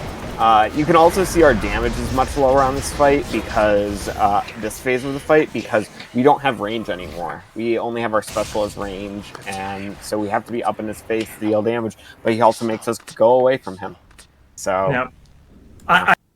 yeah. Did you get the dialogue between Cersei when you use her weapon aspect? I may have. I've only used Cersei's staff a couple of times. I generally like that one the least, but I don't know. GG number 2. Well, yeah, here we go. I don't think I could ever speedrun Hades with complete commitment to skipping dialogue, right? I could have tried to clutch it out with the Divine Dash. It is possible to go through that attack. It's very tight, though. And I wouldn't want to try it in the middle of a marathon. Yeah. It is quite difficult. 2 down. Remember what I just said there. 1 to go. 2 down, 1 to go, and it's your favorite weapon. Oh, you can't even see my trans flag nails. My light's too bright. I can see them now. There we go. Return to Shadow? It's your favorite weapon, so I will let you talk about it. Okay, yeah. So, the first weapon you start with in this game is the staff. And as soon as I picked that up, I was like, okay, this is solid. This is good. The second one I unlocked was the daggers, and I was like, this is my jam, just like the fist from the first one. And then I unlocked the aspect of Artemis, and it took it to a whole nother level. This weapon is absolutely my favorite. The unique condition that it comes with is parry and riposte. So when an enemy hits you, if you time it right with your Omega attack, you can block the attack, and you go invulnerable for a little bit. But the biggest thing is you get plus 50% crit chance on your next 9 attacks. Yeah. Which is... Okay, I also want to highlight that Artemis Blades arguably got a pretty heavy nerf pretty early on in the development here, because initially it was for a set amount of time. I believe it was like the next 5 seconds or something like that. You had a plus 50% crit chance on all your attacks. Insane. Truly insane. Busted beyond belief. One thing that I didn't clarify there is that the boosted crit chance there is not just for your attacks, it's also for your specials. So that's an important thing to note. Really nice. You can also repost a lot more than you would think. Yeah, we're going to play a little game with this weapon called Can I Parry That? The answer is almost always yes. But yeah, you can also see some other stuff here. Aside from our reposts, we also have a charged Omega special that lets us sneak behind enemies and deal a massive amount of damage. And then we also have a dagger that we fire out, and that comes back to us. It will also deal a fan of daggers if we use our Omega special. It is a lot of fun and a very fun weapon to use and learn. Yeah. Fun fact, actually, part of the reason why I'm doing the weapons that I'm doing on this run, actually, like an inspiration behind it, is the 3 weapons that I'm using today are all weapons that have traditionally been very underrepresented on the leaderboard. And the reason why I wanted to pick these weapons is to showcase that you really can make anything in this game great if you put the time in. Like, you truly can. Which is one of the things that I love so much about Hades, both 1 and 2. If if your aspect isn't the best one in the game and it's not like constantly getting leaderboard positions, that doesn't mean it's bad. Doesn't mean you can't run it. You just have to find a way to make it yours. And so that's what I'm trying to do with this run, is show y'all how a weapon that traditionally does not score very well can still be really fun and really fast. Didn't think so. I just realized we haven't talked about Prime. No! Priming... No! That's just... Okay, so I want to talk about a couple things here. Number one is that I never got a single mini boss in Erebus. I didn't realize that. That's so funny. I got the Shop Arachnid combo every single time, or a Chaos or something like that every single time. So I ended up not taking any mini bosses in Erebus through this whole run. That's funny. So now we're going to go into why the Vow Shadows is important for the Shadow Spiller. So the Shadow Spiller is like a very similar enemy that we saw in the Fields of Mourning, and I talked about this a little bit earlier. It's this little guy who spreads a black cloud around him. The one that you fight in Erebus is significantly bigger, and it basically covers the whole arena. Or rather, the arena has like 2 circles to it. It has like the outer circle and the inner circle. You can basically only hit the boss, the mini boss, while you're in the inner circle where you can see him. You cannot hit him on the outside rings. Why it's extremely important for you to take the Vow Shadows if you are running the Underworld route is that if you do not, then when you fight the Shadow Spiller in Erebus, not only do you have to take out the Shadow Spiller in the center, you then also have to take out the 2 minions that could be anywhere on the outside. If you do take it, instead you get different minions that spawn, and they do not have to be killed. And you can melt that Shadow Spiller in no time. So choosing not to take the Vow of Shadows makes that fight's time, depending on how lucky you are with the positioning of the 2 minions, could take you easily 2 to 4 times longer than it would if you were just taking the Vow of Shadows and just murking the dude in the center. It's a huge time save.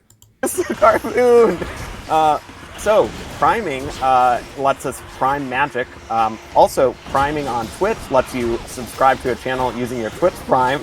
That was smooth. Yeah. Yeah. So, you should do that. But yeah. You know what? Prime Gaming. Arachne into Fountain into Nemesis, nice quick rooms, yeah. Any primers in chat? Yeah. What? Blessing in disguise that Nemesis took that because I'd rather Zeus than Demeter. Oh, yeah, right, the other thing. Okay, so, Nemesis, anytime you encounter Nemesis, in and around, the Underworld, I think with the exception of the Fields, I think the Fields is the only place where she can't do this. But wherever you encounter Nemesis, she has a chance to just take something. Like, if you find her in a room, like a regular room, and you talk to her, and then you see your 2 options, and one's a hammer, and one's like, I don't know, bones or something, and you're like, I don't know which one I want right now. Nemesis can take one before you if you take too long, and then you're just without that option. So it is prudent to be certain about what you want anytime Nemesis pops up. She can also steal stuff from you at a shop, so be aware of that as well. I've also had her steal a Chaos Gate from me. I was not thrilled with that. Forever traumatized with that. That's why I buy like Sonic. 100%. Anyway, yeah, Nemesis, especially during early version of the game. Oh yeah, absolutely. Yeah, so we're just going to prime, we don't have any... Yes, Nemesis can take Chaos too. So I'm seeing your comment there. You even get dialogue about her taking the gate. Yep. There is a special dialogue between Melanoe and Nemesis that you only get after Melanoe has watched Nemesis take a Chaos Gate. Um, there was something else I was going to talk about. Damn it. Lost my train of thought. Prime attacks or anything yet, but priming will basically reduce our magic total that we can use. But the reason I thought of it is because I saw the boon that lets us restore magic using our priming. So, Yes, yeah. please. Yeah, good boy. Yes. Ooh, boyfriend hammer. Free hammer. Alright. Boy, give me trick knives. Yes! Sorry. Yes. The very first one, knives. too. You didn't even have to move. Yeah. Trick knives. Trick is knives I don't great. think is very popular, but it is my favorite, without a doubt. Yeah. Trick knives lets you fire out your special as you dash attack. And Yep. it can be really helpful for getting that origination boost on enemies right away. It's super helpful because we no longer have to really use our special as much. We can just kind of dash attack to do both. Do you think you can repost this? The answer is The no, I answer- tried. No. It is one of two attacks, one of a few attacks in the game that you can't repost. Do you want to talk about the other one? The only other one that comes to mind is actually, ironically, from the first boss of the surface route. And it's also sheep related. So, Yeah. you know, take that how you will. Yeah. Sheep are unblockable, I guess. It is really, funny how both are sheep related. Yeah, we're gonna take that. Oh, we should talk about infusion boons, since I really want slow cooker. Yes.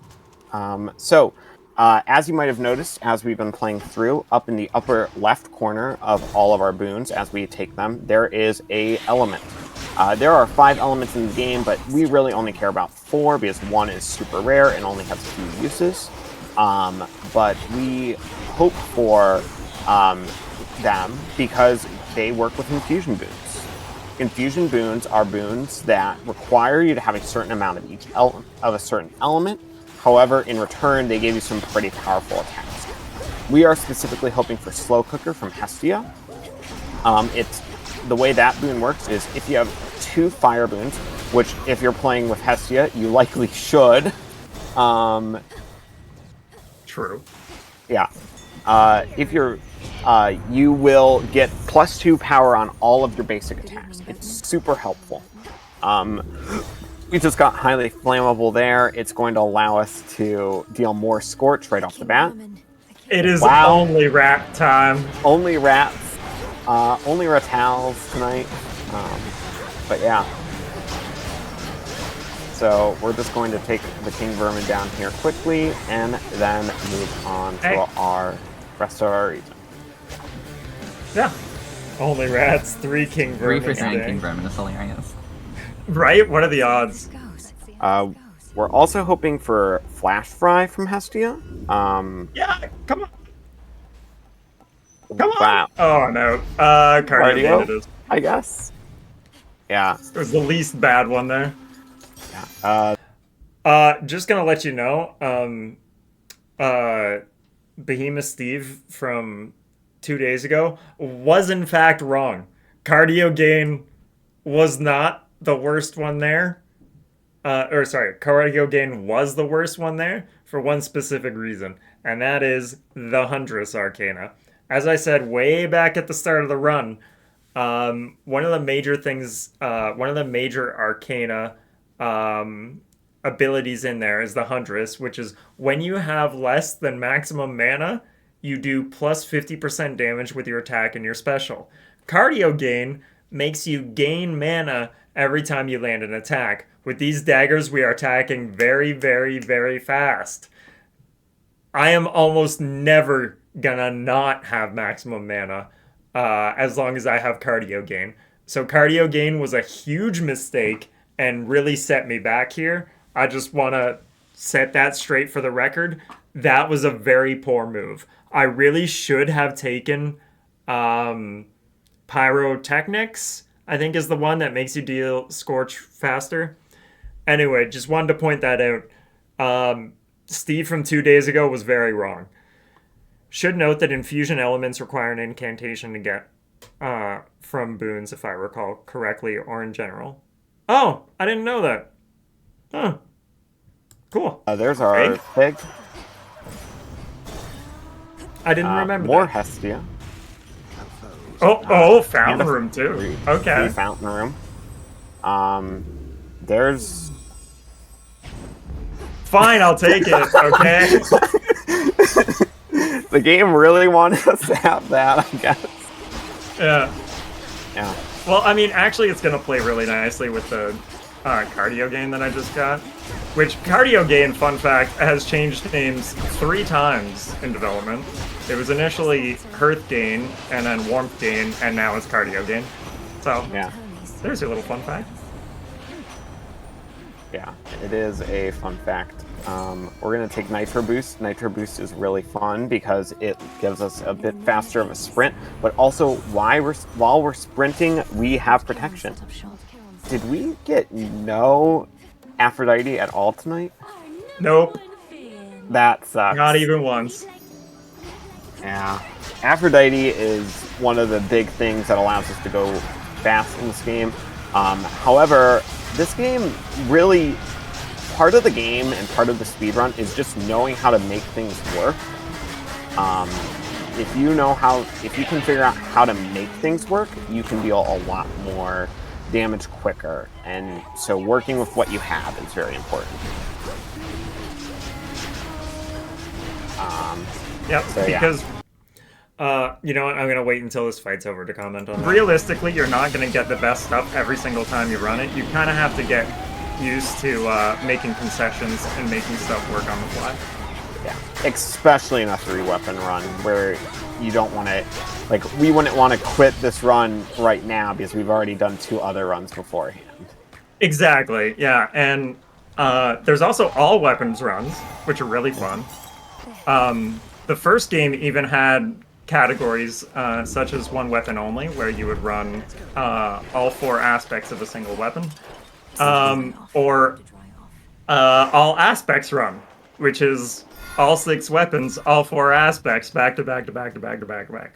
Yeah. I've never been bold enough to try that, but it sounds kind of fun. Yeah. Okay, so let's talk about a couple of things. First of all, I love Lucifer's comment here. Nobody likes cardio. I suspect the name will change again. That's an A1 meme. Shoutouts. That was good. It's a good one. Anyway, the other thing I wanted to talk about is, yes, and I'm sorry, I don't like me blinking in the middle of that shot.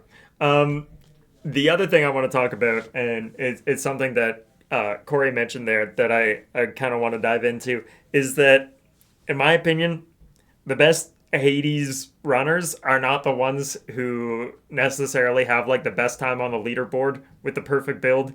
In my opinion, the best Hades runners are the ones who can make the best with the worst.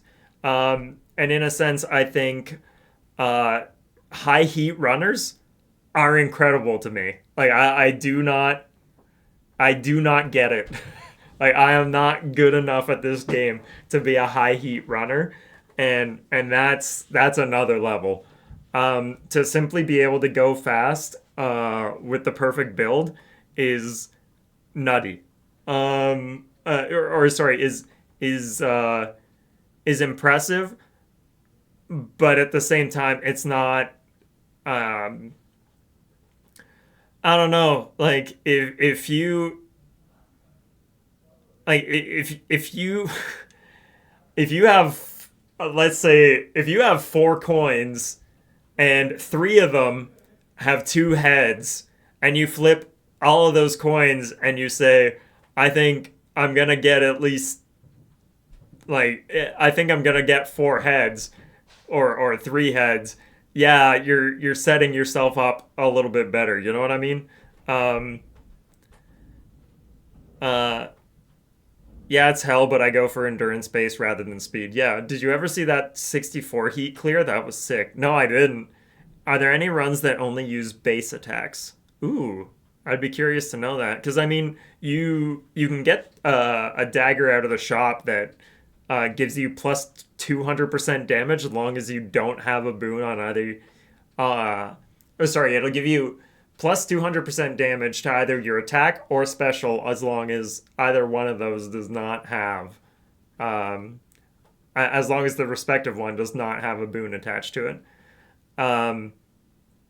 Anyway, I just want to say I think the best Hades runners out there are the ones who can somehow still manage to pull out incredible victories and incredible speeds with suboptimal stuff. I think that is incredible. Do I count myself among them? No, not yet. But I would like to work to be there. And like a special shout out goes to the first time I ever watched a 3-weapon surface run. It was somebody who ended up getting Hephaestus special on the Moros torch right out of the gate. And the fact that she still pulled out an incredible clear from that blew my mind. Anyway, just wanted to highlight that. You'll get there for sure. Would be nice to have a banned boons. Yeah, so you get shitty ones. You'll get the shitty ones to work. Yeah, exactly. I'm really excited. This game is still in early access, so there are still things that are coming, such as our final aspects, likely, for each weapon. And if you know anything about the original game, those final aspects are going to be very different from anything else that has been in the game so far. In the original game, for example, the sword was King Arthur's sword. And okay, Static Shock is kind of nice. Material Demon's just 1. I'm sorry. No, you're fine. That's for YouTube. Yes. I really need to sell cardio gain. It's not going to be doing me many favors, but where are you? Where? Wow. You were in the wall? Yeah. Yeah. I'm not going to say it because I'm pretty sure that's happened before. Over there.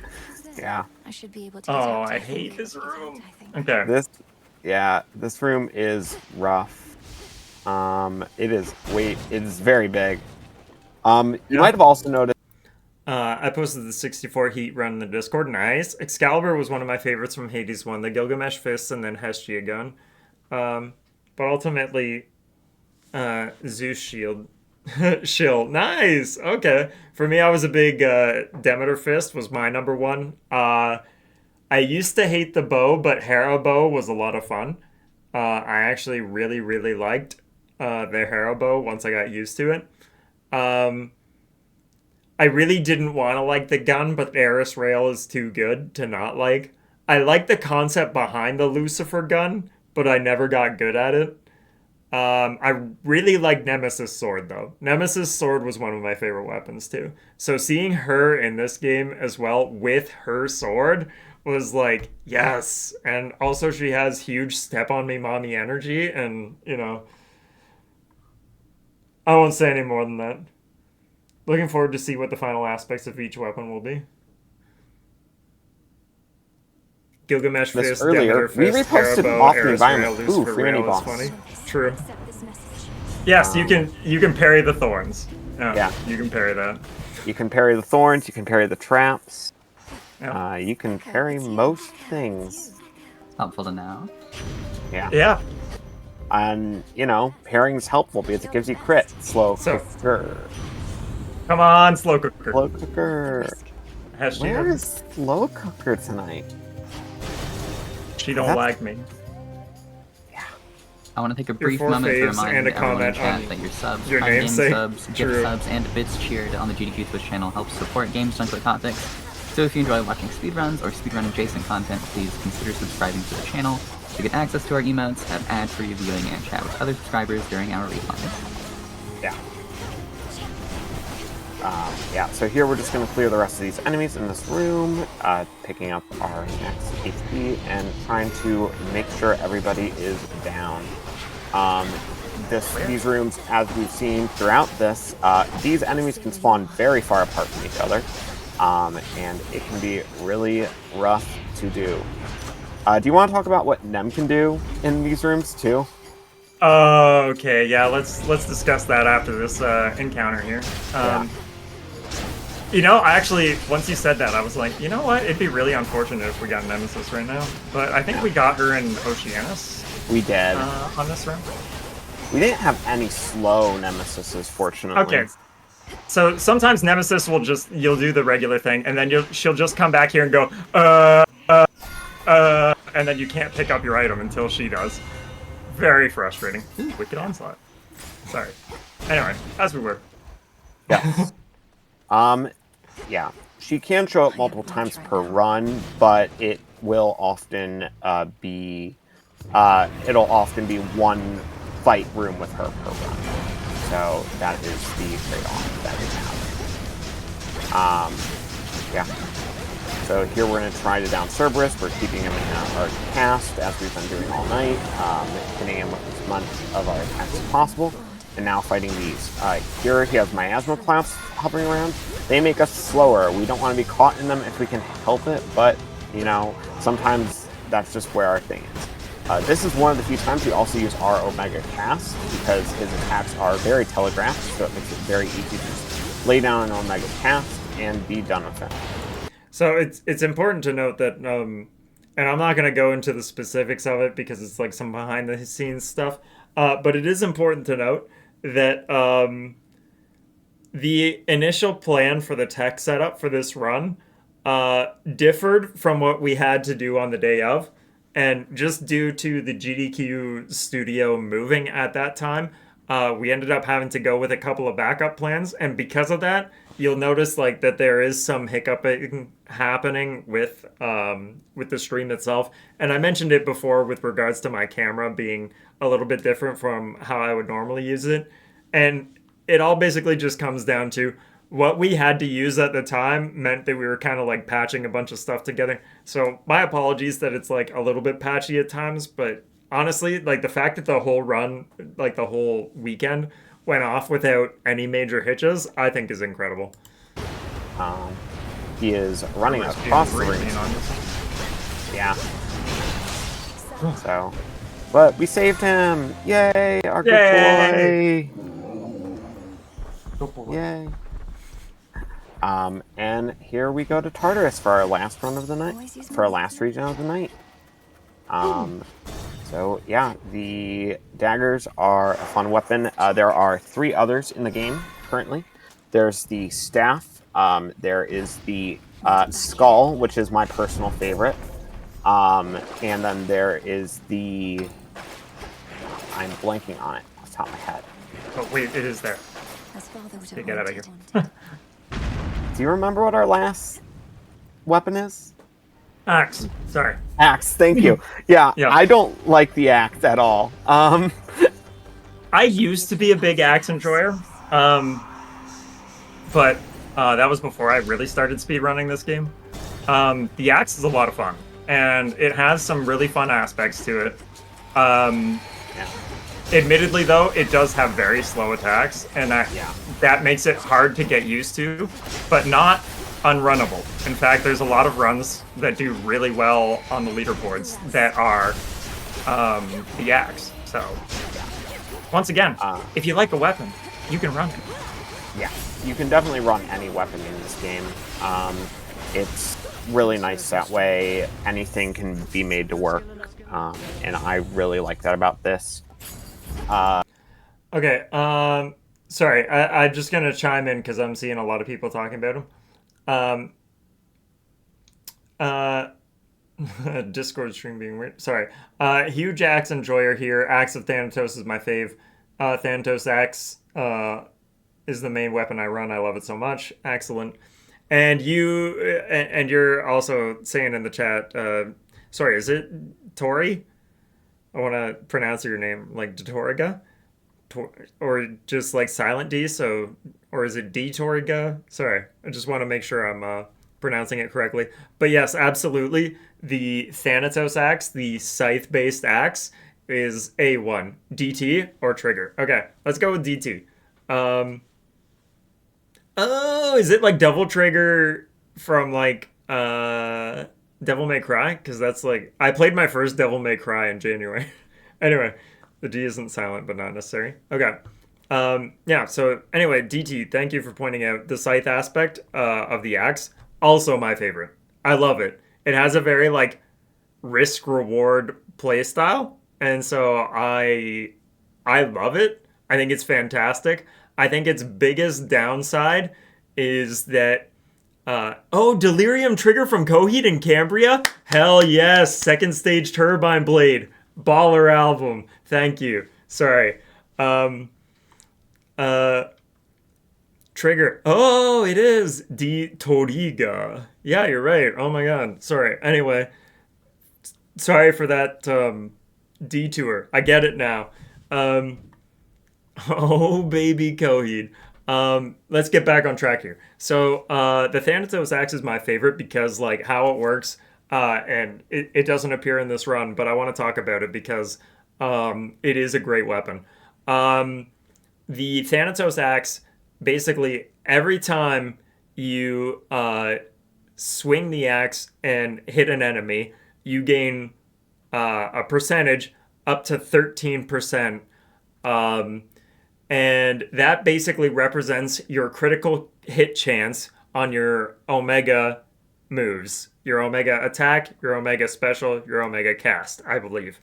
I really like the concept of the axe, the Thanatos axe, because like that idea of just not getting hit plays really well into an Apollo build, especially if you're going like Apollo attack for the increased range, especially on your Omega attack after you have like a decent amount of crit chance built up. Plus, it combos really well with oh god, I forget what it's called off the top of my head, but there's perfect image, I think is what it's called. As long as you have not, it's like for every 15 seconds that you haven't been hit, you get plus like 80% damage boost. It's something stupid. It's like a huge amount of damage boost. Not mean streak. I think it's perfect image from Apollo. Anyway, basically the point is you want to just not get hit and hit things. I think the biggest and most like the biggest flaw to that weapon though is perfect image. I think the biggest flaw to that weapon is that it's not per hit, it's per swing. So if you hit 6 enemies with a single swing on the Thanatos axe, it gets you 1%. If you hit 1 enemy with a single swing, it gets you 1%. I think it should at least be scaled based on how many enemies you hit. Like, I mean, obviously hitting 6 enemies and therefore getting 6% would be kind of broken, but at least have it scale up to like 3 or 4%. That way it doesn't feel like you have to take 13 swings at an enemy without taking a hit to make it useful. Like, it's frustrating for that reason only. So I think it could really use that buff, but what do I know? I'm a bear. I suck the heads off fish. Anyway, continuing on our Coheed and Cambria train here. I've had several runs, and you can probably watch them back on YouTube, but I've had several runs where I'll get an Apollo boon and be like, good Apollo, I'm Burning Star 4, Volume 1 from Fear Through the Eyes of Madness. We love to see it. Do you want to talk about the best starting weapons? Ooh, best starting as in like if you're just starting speedrunning? Yeah. Absolutely, I would recommend for sure getting into if you're more of a ranged weapon enjoyer, I would recommend the Moros torches. They're really easy to pick up. In fact, the first and only speedrun I have on the board was on the Moros Torch. It's simple to use, it's fun, and it does a lot of damage. It goes fast, so you're pretty much set if you can pick that weapon up. The other one I would recommend would actually be the Pan Daggers. It is one of the most... It was definitely the most represented weapon on the leaderboard for the last major update, wherein out of 166 single weapon runs, there were 66 that were the Pan Daggers, which means every other aspect in the game put together had 100 runs compared to its 66. Yeah. Which is insane. But speaking of the leaderboards, you don't really have to run for the leaderboards. I recommend just running for yourself and doing what you feel comfortable doing and trying to beat your own scores, because that's the best way to run this game, in my opinion. I fully agree. I think it gets way too easy to like get in your head, especially with like a very like prominent leaderboard. But if you don't pay attention to it, you can still do great. I think that goes for many speed games and speedrunning as a whole. I think people often get a little bit too caught up in the leaderboard. Like, you can just speedrun to have fun, you know? Yeah. Are you telling me the games can be fun? No way. I would never say that. I mean, I learned this game over the course of 3 weeks to do the commentary for this explicitly. But I've been enjoying it, and I will probably continue running it after this. It is just a very fun game to run and learn. It really is. Absolutely. Even like my, funny slow casual runs I've had fun with. Yeah. Oh, absolutely. You can have so many like cool and interesting things happen. Even like random things that you might think to yourself, I don't. Sorry, I'm gonna pause it for this, and double back a little bit here. Love everybody talking about Coheed and Cambria in the chat here, but just wanted to say, yeah, have a good night, Ondum. Thanks for popping by, much appreciated. Love to see you out. Thanks again for hopping by on this run and for the very sweet comment you left as well. I hope you have a wonderful night. I hope the rest of your family's doing well. Say hi to Burr and Bagur for me, and we'll catch you next time. Anyway, let's head back to the run. Fun game to run and learn. It really is. Absolutely. Even like my, funny slow casual runs I've had fun with. Yeah. Oh, absolutely. You can have so many like cool and interesting things happen. Even like random things that you might think to yourself, I don't know if that works. It's fun to take a test at it. A great example would be there's a boon from Hera called Rousing Reception, which makes all enemies take damage as soon as they spawn in if you have your cast down. Fun fact, that instantly kills the witches in the Hecate fight. So for the first time ever, I was running this game with Corey, I believe, and I threw down a Rousing Reception cast while dodging Hecate's Moonlight Curse, and surely enough, I had to fight Hecate one-on-one as a sheep.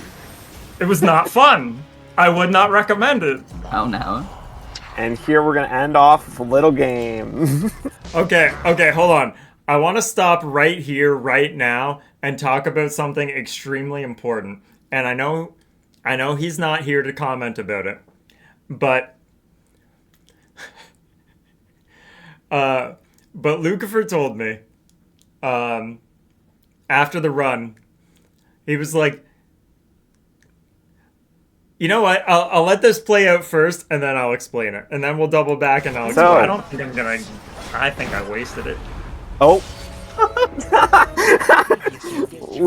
Okay, so anyway, that's the end of our run. But I do want to say you can parry that if it's not on cooldown. I should have been watching that, but you can parry that attack. I should have been paying attention, but I was like, oh, whatever, I'm having fun. Anyway, okay, hold on. I was running spawn in if you have your cast down. Fun fact, that instantly kills the witches in the Hecate fight. So, for the first time ever, I was running this game with Corey, I believe, and I threw down a rousing reception cast while dodging Hecate's Moonlight Curse, and surely enough, I had to fight Hecate one-on-one as a sheep.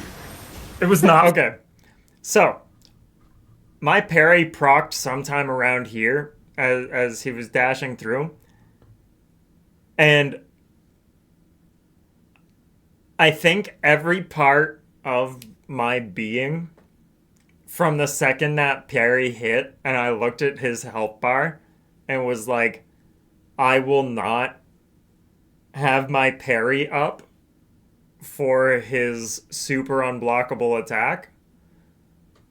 Every part of my being said, just die. Just throw the whole run. Because the one thing you wanted to show most of all, you cannot get right now. You've missed the one opportunity to get the one thing that you wanted most to show off. And so every part of me just said, it would be better for me to throw the run than to keep going.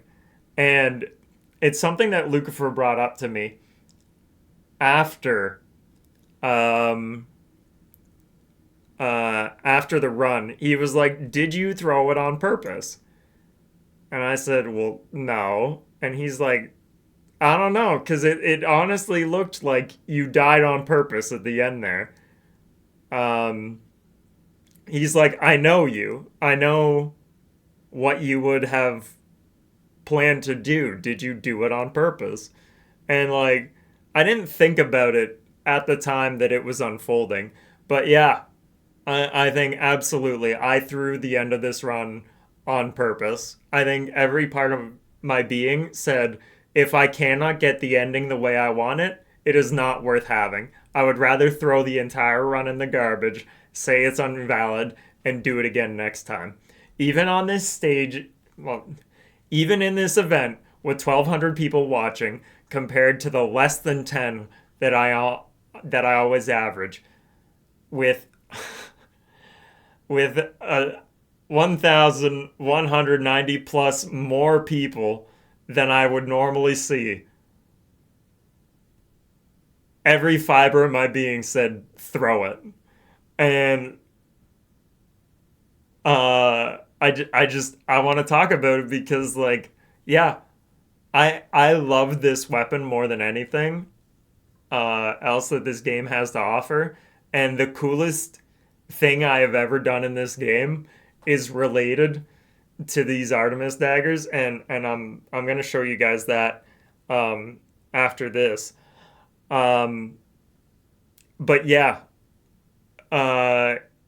knowing that I could not get the ending my way, I knew it wasn't worth keeping. It would be a better show for me to just throw it. And I didn't think about it, wasn't on my conscious thought.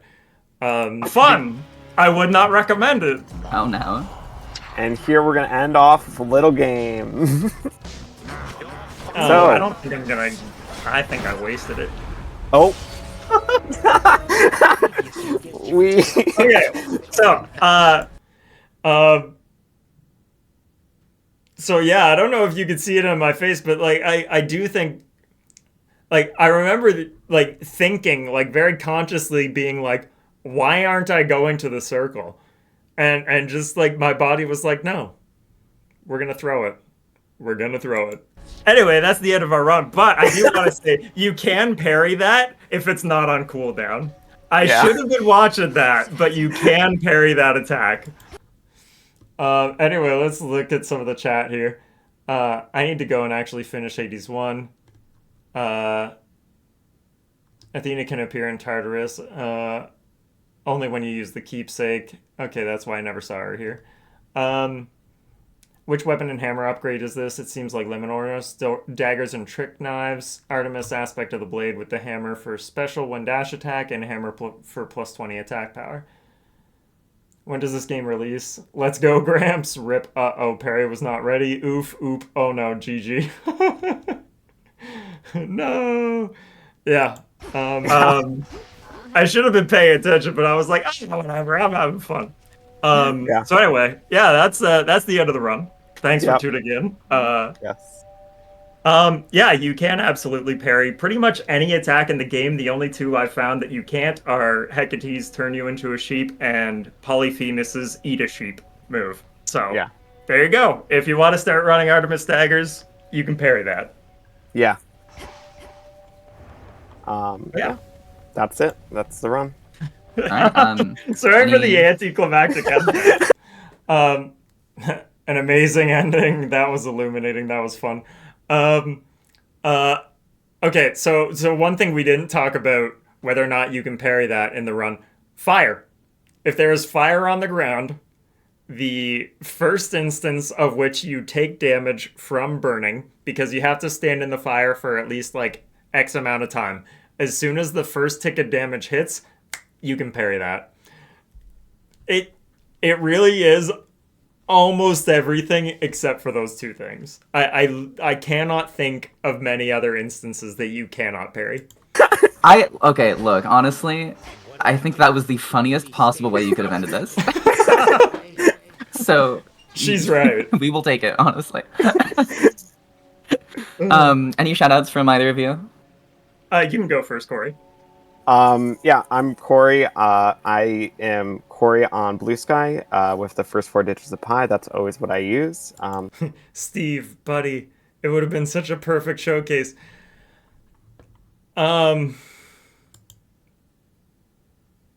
Yeah, you're probably right, but okay. I'm gonna put things in perspective here a little bit, and this is gonna be funny. Anybody watching this video on YouTube is gonna be like, "Bitch, just watch the video. You keep making all these sidetracks." Yeah, no. A very important thing. You laughed the same way in the recording and live just then. That's how you know it was genuine. Yeah, exactly. Okay, so I'm gonna put things in perspective here. So, New York Times used to have this game, like they have a number of games like Wordle and Strands and like the Mini and Connections, and they have these like fun little word games. One of the ones that they were beta testing for a while was called Zorse, and it was basically like you combine two phrases into one to like mash up. And so an example being like, the average ape does this every day. And it was like monkey business as usual. So, so it was like little things like that. Ah, yes, the Zorse dilemma. And there was once a point where Great Canadian Gamer and Lucifer and I were all doing the Zorse together. And we had narrowed the phrase down to one of two possible options, and it was hinging entirely on whether or not a single word in the phrase was on or in. It could have been either, and we weren't sure whether it was on or in, or something to that effect. It was a one-letter differential, and I sat there, and I'm like, okay, guys, is it better? Okay, what is the worst outcome? A, we use one of our hints and therefore prevent us from getting a perfect score. And then ensure that we get the answer right.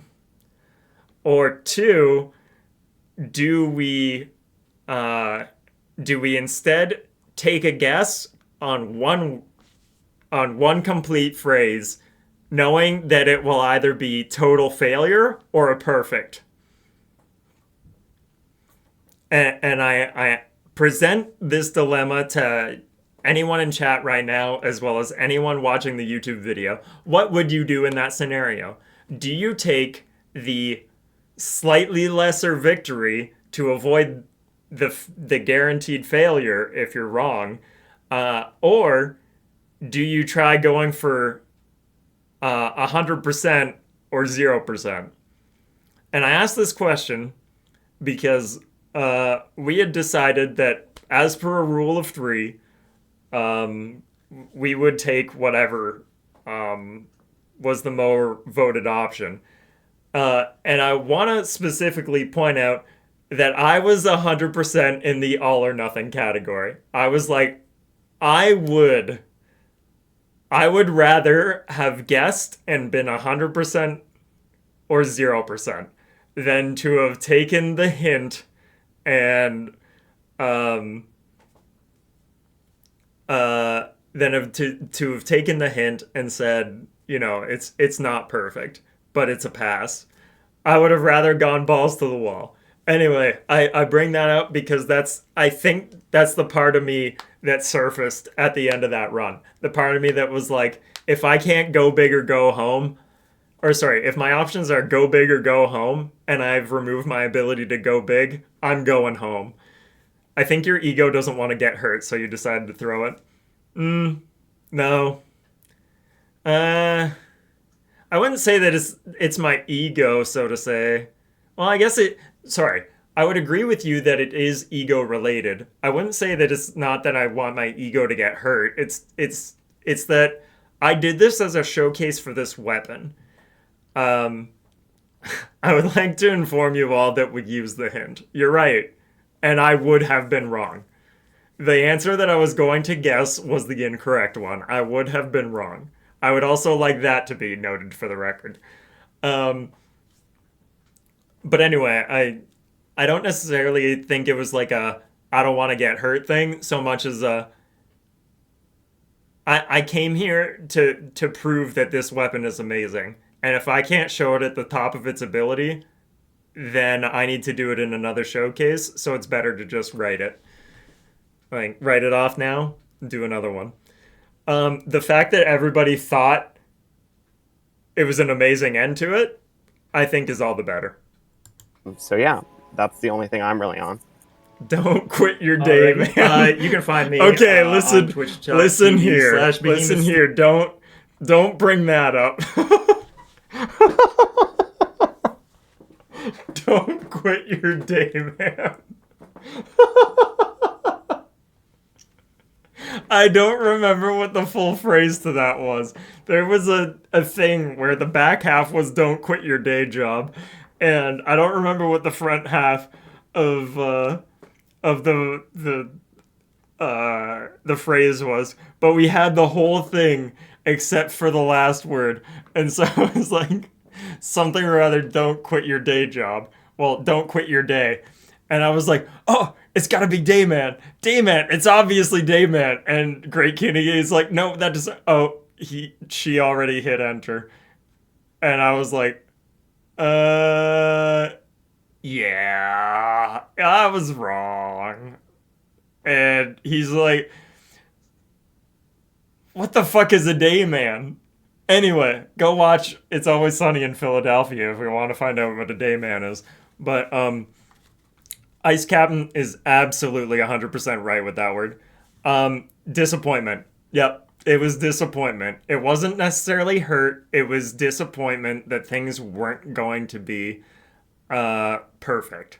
And knowing that it couldn't be perfect meant it wasn't good enough. And so I'd have rather thrown the whole thing than to have had an imperfect ending.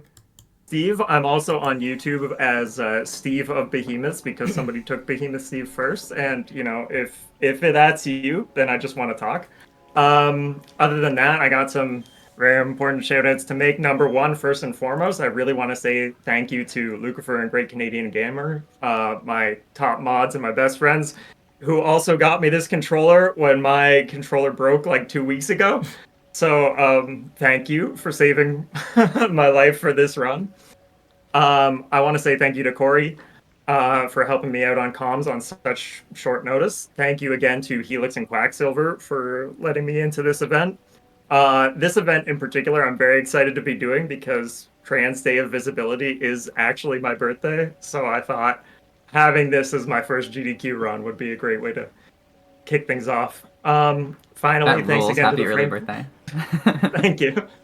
Thanks again to the Frame Fatales community for having me. And finally, thank you, You. It's not always easy right now for trans people. Uh, dang belated. Nope, it's today. You are right. Today, uh, thought it's April 1st. No, it's today. Today is my birthday. And so just having any ally to be here to watch means the world to all of us. So, yeah, thank you very much for that, D trigger. Um, yeah, it is happy birthday today. And trans visibility. Yeah, so thank you. Anyway, thank you for existing. Truly. Yes, I will absolutely second that. And I mean, yeah, stay tuned. Stay right here on twitch.tv/gamesdonequick. Right after this is Rift of the Necrodancer, and I know you're not going to want to miss that. We will be right back. This is a great time to stretch your legs, maybe get some water, but do not go away. Anyway, yeah, I really did want to showcase that. Give me a second here. I'm actually gonna show y'all my.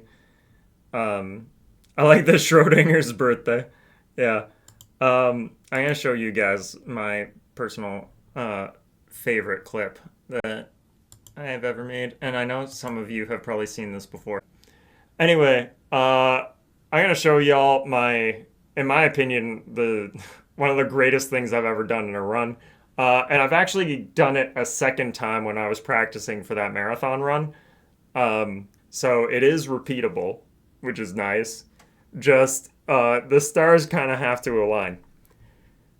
So we're gonna watch it in regular speed first, and then I might slow it down for the second run.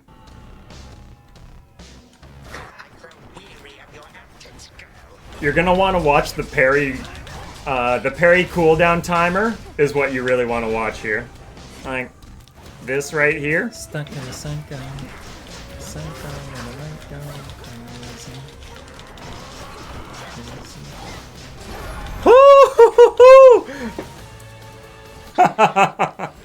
Once more, you bring me low.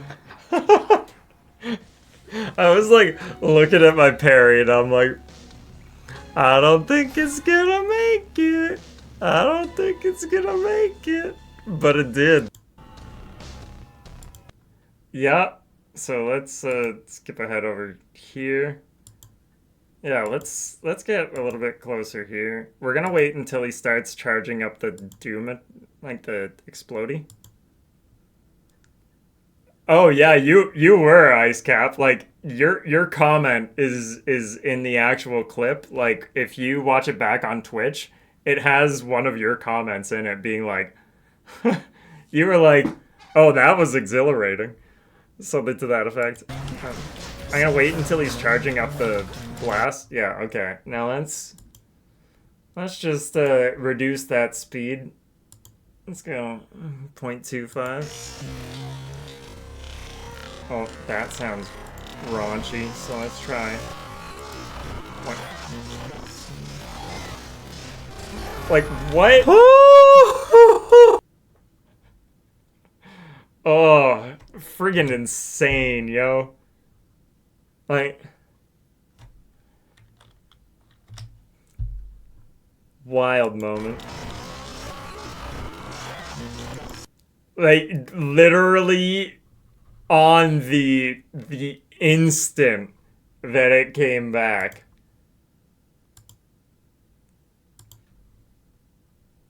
Anyway.